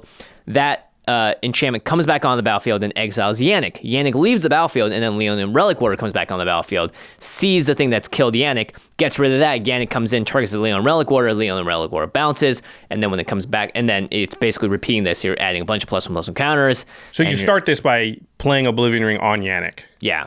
Then you play Leonin Relic Warder, and you get rid of the Oblivion Ring. Yannick comes back, gets rid of Leonin. And then now you're in that loop. Yeah, so you can just loop this over and over again. You're going to get tons of +1/+1 counters. You get counters every time, right? So then you need one more creature, but then that thing's Something just getting else. ginormous. Yeah, and if you pair this with one of the Soul Sisters, which gains you life when creatures enter the battlefield, or if you pair it with a Corpse Knight, which is whenever another creature enters the battlefield under your control, each opponent loses 1 life. You either gain infinite life or you kill everyone with life drain. Corpse Knight, pretty cool. I didn't realize it was a leaves the battlefield trigger. Or no, it enters the battlefield, sorry. Yeah. I wrote down that I like Yannick in a rune deck because let's say you have something simple like a Mole Drifter and you play Yannick targeting the Mole Drifter, and so you're going to put 2 1/1 counters on something, and then Rune can flicker the Yannick, which brings Mole Drifter back, you draw 2 cards, then Yannick comes back in and exiles the Mole Drifter, and now you put 2 more 1/1 counters on something. It also means that when somebody board wipes, you get the Mole Drifter back and 2 more cards. And also, you're putting 1/1 counters on your stuff, which the rune deck has a problem like closing out games. It can often like get the board under control and be getting a lot of value, but like you're hitting them swinging for 4. Yeah, well, it's a lot better to be swinging for 8 or 10 in that case. So yeah, I think it's a good card there. Nikara has some interesting stuff too. Really good in your favorite deck, Jimmy. That's right, Marchesa. So Nikara, thankfully, wants creatures to leave the battlefield, and you're going to draw cards if they had counters on it. So in the Marchesa deck, you want to put +1/+1 counters on your creatures because they have Dethrone, and then you want to sack them to something so that they come back, and now you're going to get an extra effect with Nikara, basically letting you draw more cards. So we're already running cards in that deck that do this for you. Yeah. So this is a nice additional way of doing it. Yeah, that's really sweet in the Marchesa deck.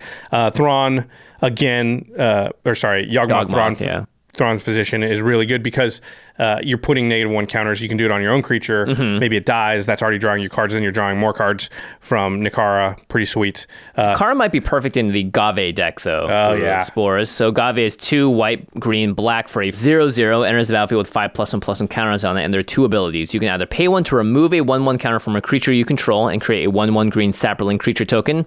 Typically, Gave is doing this to itself, so it becomes a 4/4 and makes a 1/1. It's like splitting its power amongst different things. And then you can pay 1 to sacrifice a creature to put a +1/+1 counter on target creature. So you can sort of revert, and Gave will take the +1/+1 counter back and put it back on himself, or you can put it somewhere else. Perfect with Nikara because when you sacrifice a creature, it has a counter on it, but instead of moving the counter, what you're doing is sacrificing a creature, and then you're adding a counter to somewhere else. Yeah, and then you're drawing a card with Nikara, so that just tacks on like additional value. Yeah, that's pretty sweet. Rayhan, Last of the Abzan, is another good card anytime you're playing around with counters. So 1 green and black for a 0/0 legendary human warrior. Rayhan enters the battlefield, though, with 3 1/1 counters on it. And then whenever a creature you control dies or is put into the command zone, if it had 1 or more 1/1 counters on it, you may put that many 1/1 counters on target creature. So this is a way to sort of keep your counters. So something leaves. Yeah. Nikara draws you the card, and then the counters go on something else so that when that dies, you get to do the same thing. Now, if I had to ask you, Josh, okay, we have 5 precons coming out, and these are the wedges. Which of the colors do you think would have the most math management of the of the color combinations? Would you have said Abzan? I'm not sure I would have, but yeah, because of Outlast, maybe. Maybe, yeah. I would think like, something that has Sultai, to cast maybe like, I would have thought. Instants or spells, or you're trying to do X damage and stuff. Definitely, there's a lot of accounting to be done with Tyam and the partner commanders and Cathrall. They all care about counters. You're moving around. You got to keep track of them. Also, we should say Tyam pretty good in the Yannick and Nikara deck as well, because gives counters for Nikara. Man, what a great set of precons we have here, except for Mardu. Yeah, that's unfortunate. Okay, yeah, let's break it down. That's a good segue. So, question. What is your opinion on this year's new commanders? How do you think they measure up to previous years? I think we're both in agreement that this is a really solid set of cards here.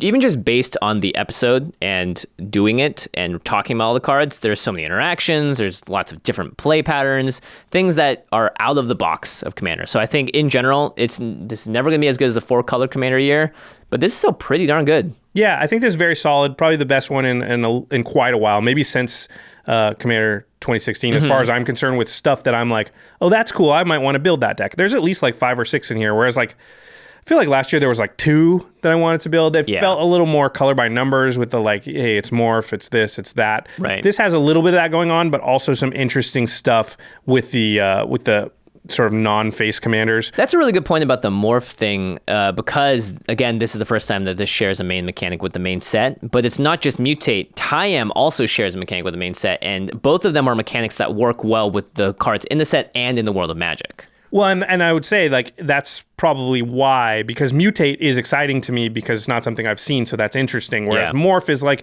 yeah, it was cool to be able to build a morph deck, but it's not like I'd never seen morph decks. Yeah. So like your excitement level is just not ratcheted up all the way, and so yeah, I was kind of unexcited about the Madness deck because they only had a couple new Madness cards, and then to do it, you need to have other cards with Madness in the history of Magic. And we've seen Madness before. It's not like it's brand new. I mean, It's not like Madness affects the other cards you could put into the deck. You need to have Madness for the deck to work. Whereas in this case, Otrimi, you just need non-humans, and there's plenty of those. Another thing I like about this year is that there's no Urza in here. Yeah, thank goodness. Yeah, exactly. There is no... I don't... Listen, we're not CDH players, but I don't believe that there's like a change the paradigm, tier 1. You see it, you go, ugh. Obviously, this is going to be like a tier 1 deck. Maybe there's some stuff that would, Could get there? Could get near there or close there, but I don't think there's anything that like, and CEDH players maybe will tell me I'm wrong, but there's nothing obviously like that. When we saw Urza, it was like, geez, this thing is just obviously so broken. busted. And then there's stuff like Tulane and things Yarok that's like, I'm not putting down those decks exactly, but they're just very obviously super powerful. Whereas like, I think the power level of this seems pretty nice, and like nothing strikes me as like, that's just crazy broken. Yeah, Commander also ultimately still a casual format. We don't need the Muldrotha every single set. In fact, if we did, you would find a lot of the more casual side of players, I think, starting to get just distancing themselves a little bit, because every single time they sit down, it's like, oh, it's going to be this value grind fest where I can't beat it with my more fun jank deck. Yeah, so I like where I really think they hit a good target with these commanders. They feel pretty good. I would give this suite of commanders, and it might also be because we've got 5 decks instead of 4, so that's just 20%, 25% more stuff. Yeah, which makes it a lot easier. A few misses don't stand out when there's just more, right? Yeah, you don't miss. So maybe that helps. But anyway, I do like the commanders themselves than the design pretty much. Yeah, I'm a big fan of it. It's too bad about Mardu. Yeah, it's always too bad about those color combinations. Except for Cartographer's Hawk. That card is sweet. Yeah, well, we're going to talk about that. I'm a little lower than I thought. I like Verge Rangers? Verge Rangers, yeah. I like that one a lot. Yeah. Okay, let's talk about the most powerful new legend. So what we think out of this group, when built at its tip-top, most tuned, is going to be the most powerful deck. Well, let's get rid of this whole section. We'll get rid of the Mardu stuff here. Sorry, friends. I think Ukima and Kazor are in the mix. I think you're out of it. I think Xyrus is a possibility. Kalamax for sure. Is a possibility. Yeah. Browlin and Shabraz. If you're saying Browlin, then Shabraz as well. Yep. Gavi is in there, kind of. I don't think she compares with what Kalamax and stuff can do, though. True. I mean, we're just talking about the most high power level. This is what I would have as the top 4, which is Xyrus, Kalamax, Shabraz and Browlin, and Ukima and Kazor, because they have the combo potential, it feels like. Yeah. Okay. You got yours? You know what you think is the most powerful? So. All right, 3, 2, 1, Browlin and Shabraz. Oh, nice. I feel like in past years when we've done this, we almost always say the same thing because it's obvious. Yeah, so that's I think that's a really good sign that and the fact that we have multiple contenders here too. Yeah, so that's cool. And I don't think any of them is just an obvious 10 out of 10. So that's pretty cool. All right, now let's talk about our favorite overall commander. The one you're playing the build around, maybe? I'll make a pact with you, Jimmy. Okay. Whichever one we pick here, let's actually build that deck. Yeah, I'm very down. I'm very down. I've already started to think about how I'm going to build this deck. Okay. I know which one I'm picking. I hope you don't pick the same one, because that'll be weird. Get these Mardu cards out of here again. Don't know why they get those Mardu cards out of the way. How do they keep making their way into this pile? Yeah, get out of here. Okay. All right. You got yours? Yeah, I got mine. All right. 3, 2, 1. Taco and Haldon. All right. Hey, nice. Also, neither of us chose any of the quote-unquote most powerful ones, yeah. ones that we nominated. That's pretty cool, too. So, okay. No, it's about how powerful the player is. Okay. All right, Yeah. so, that's cool. I'm going to have fun playing against your Paco Haldan deck. I think that's going to be a cool deck. I kind of want to make it dog tribal almost, if I can. Good boy tribal? If you put Jiang Yangu in there, yeah. because he cares about plus you and can plus put you and in there, counters. too. I could put me in there. Yeah, everyone can be in here. That's awesome. All right, time for To the Listeners. We'd like to know, what are your favorite new legends from this set? What are you planning to build a new deck around? Are there any cool interactions or synergies with any of these commanders that we missed? Please tweet at us, put them in the comments. Indeed. Yeah. There's a lot of stuff here, and I'm sure that the things, more and more combos are going to get opened up over time. So I'm really interested to see what people and what they do in terms of making these decks powerful. And if you want to pick up the cards for that deck you're going to build, you want to pick up these cards, the precons, anything from Ikoria, Lair of Behemoths. There's so much stuff to order right now. Just use cardkingdom.com/commandzone. When you use that affiliate link, you really are helping out Game Nights, this podcast, all of our content. It really, really, really does mean a lot to us, especially these days. And you're going to get these Magic cards anyway. Just use that affiliate link. When you do, you really are supporting everything we do. Yep, and another big shout out to UltraPro as well. Both UltraPro and Card Kingdom were directly affected by the current pandemic going around the world. And so our support for them and their support for us is always super valued, as well as your support for those companies. UltraPro products, you're going to want to protect the cards you buy. They've got the best sleeves. We always equip our cards and our decks with these sleeves because they just last the longest. I'm still using Eclipse Draft sleeves from 5 my first pack of months Eclipse ago. My first Even pack of Eclipse sleeves that I ever got, I sleeved up my Rune deck in it, and this was like 3.5-4 years ago. Still in those sleeves. Like, there's not a single one is broken. I've had to wipe them down a few times so they get a little dirty, but that's about it. Just get a damp rag, and then it's good for another like 6 months. And I play that deck, quite a bit. So yeah, can't say enough about UltraPro. They really do protect your stuff, and they're the ones we trust. All right, no end step because we talked already a lot about stuff. A lot. Yeah. End step, alternate ways to pronounce menace. Big shout out to our entire team here, because episodes like this are monsters. We mentioned a lot of cards. They got to put everything on screen. They're long, so it's just a lot of work. Yeah. So big shout outs to the main Command Zone editing team, which is Craig Blanchett, Ashlyn Rose, Lady Danger, and Manson Lung. And also shout outs to the rest of our team who are hard at work on game nights. Jake Boss, Alfred Estaca, Sam Waldo, and Josh Murphy. Yep, big shouts to everyone. Y'all rock, as do you, the listener and the watcher. Make sure, if you haven't already, ways to support the show even during this entire pandemic, just subscribe to the channel, hit the notification bell. Your views help us make more content. If you're unable to be a patron, you can go on iTunes and leave us a positive review, or you can just follow us on Twitter or Instagram. Send us a nice message. Anything really. We love reading these messages. We love responding to people. If you're on our Discord, feel free to talk to us and ask us questions as well. So much love to all of you.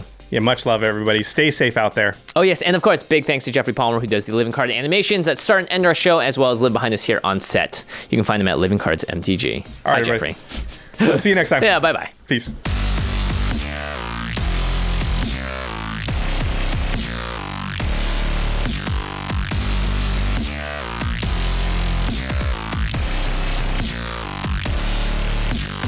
Thank you for your attention.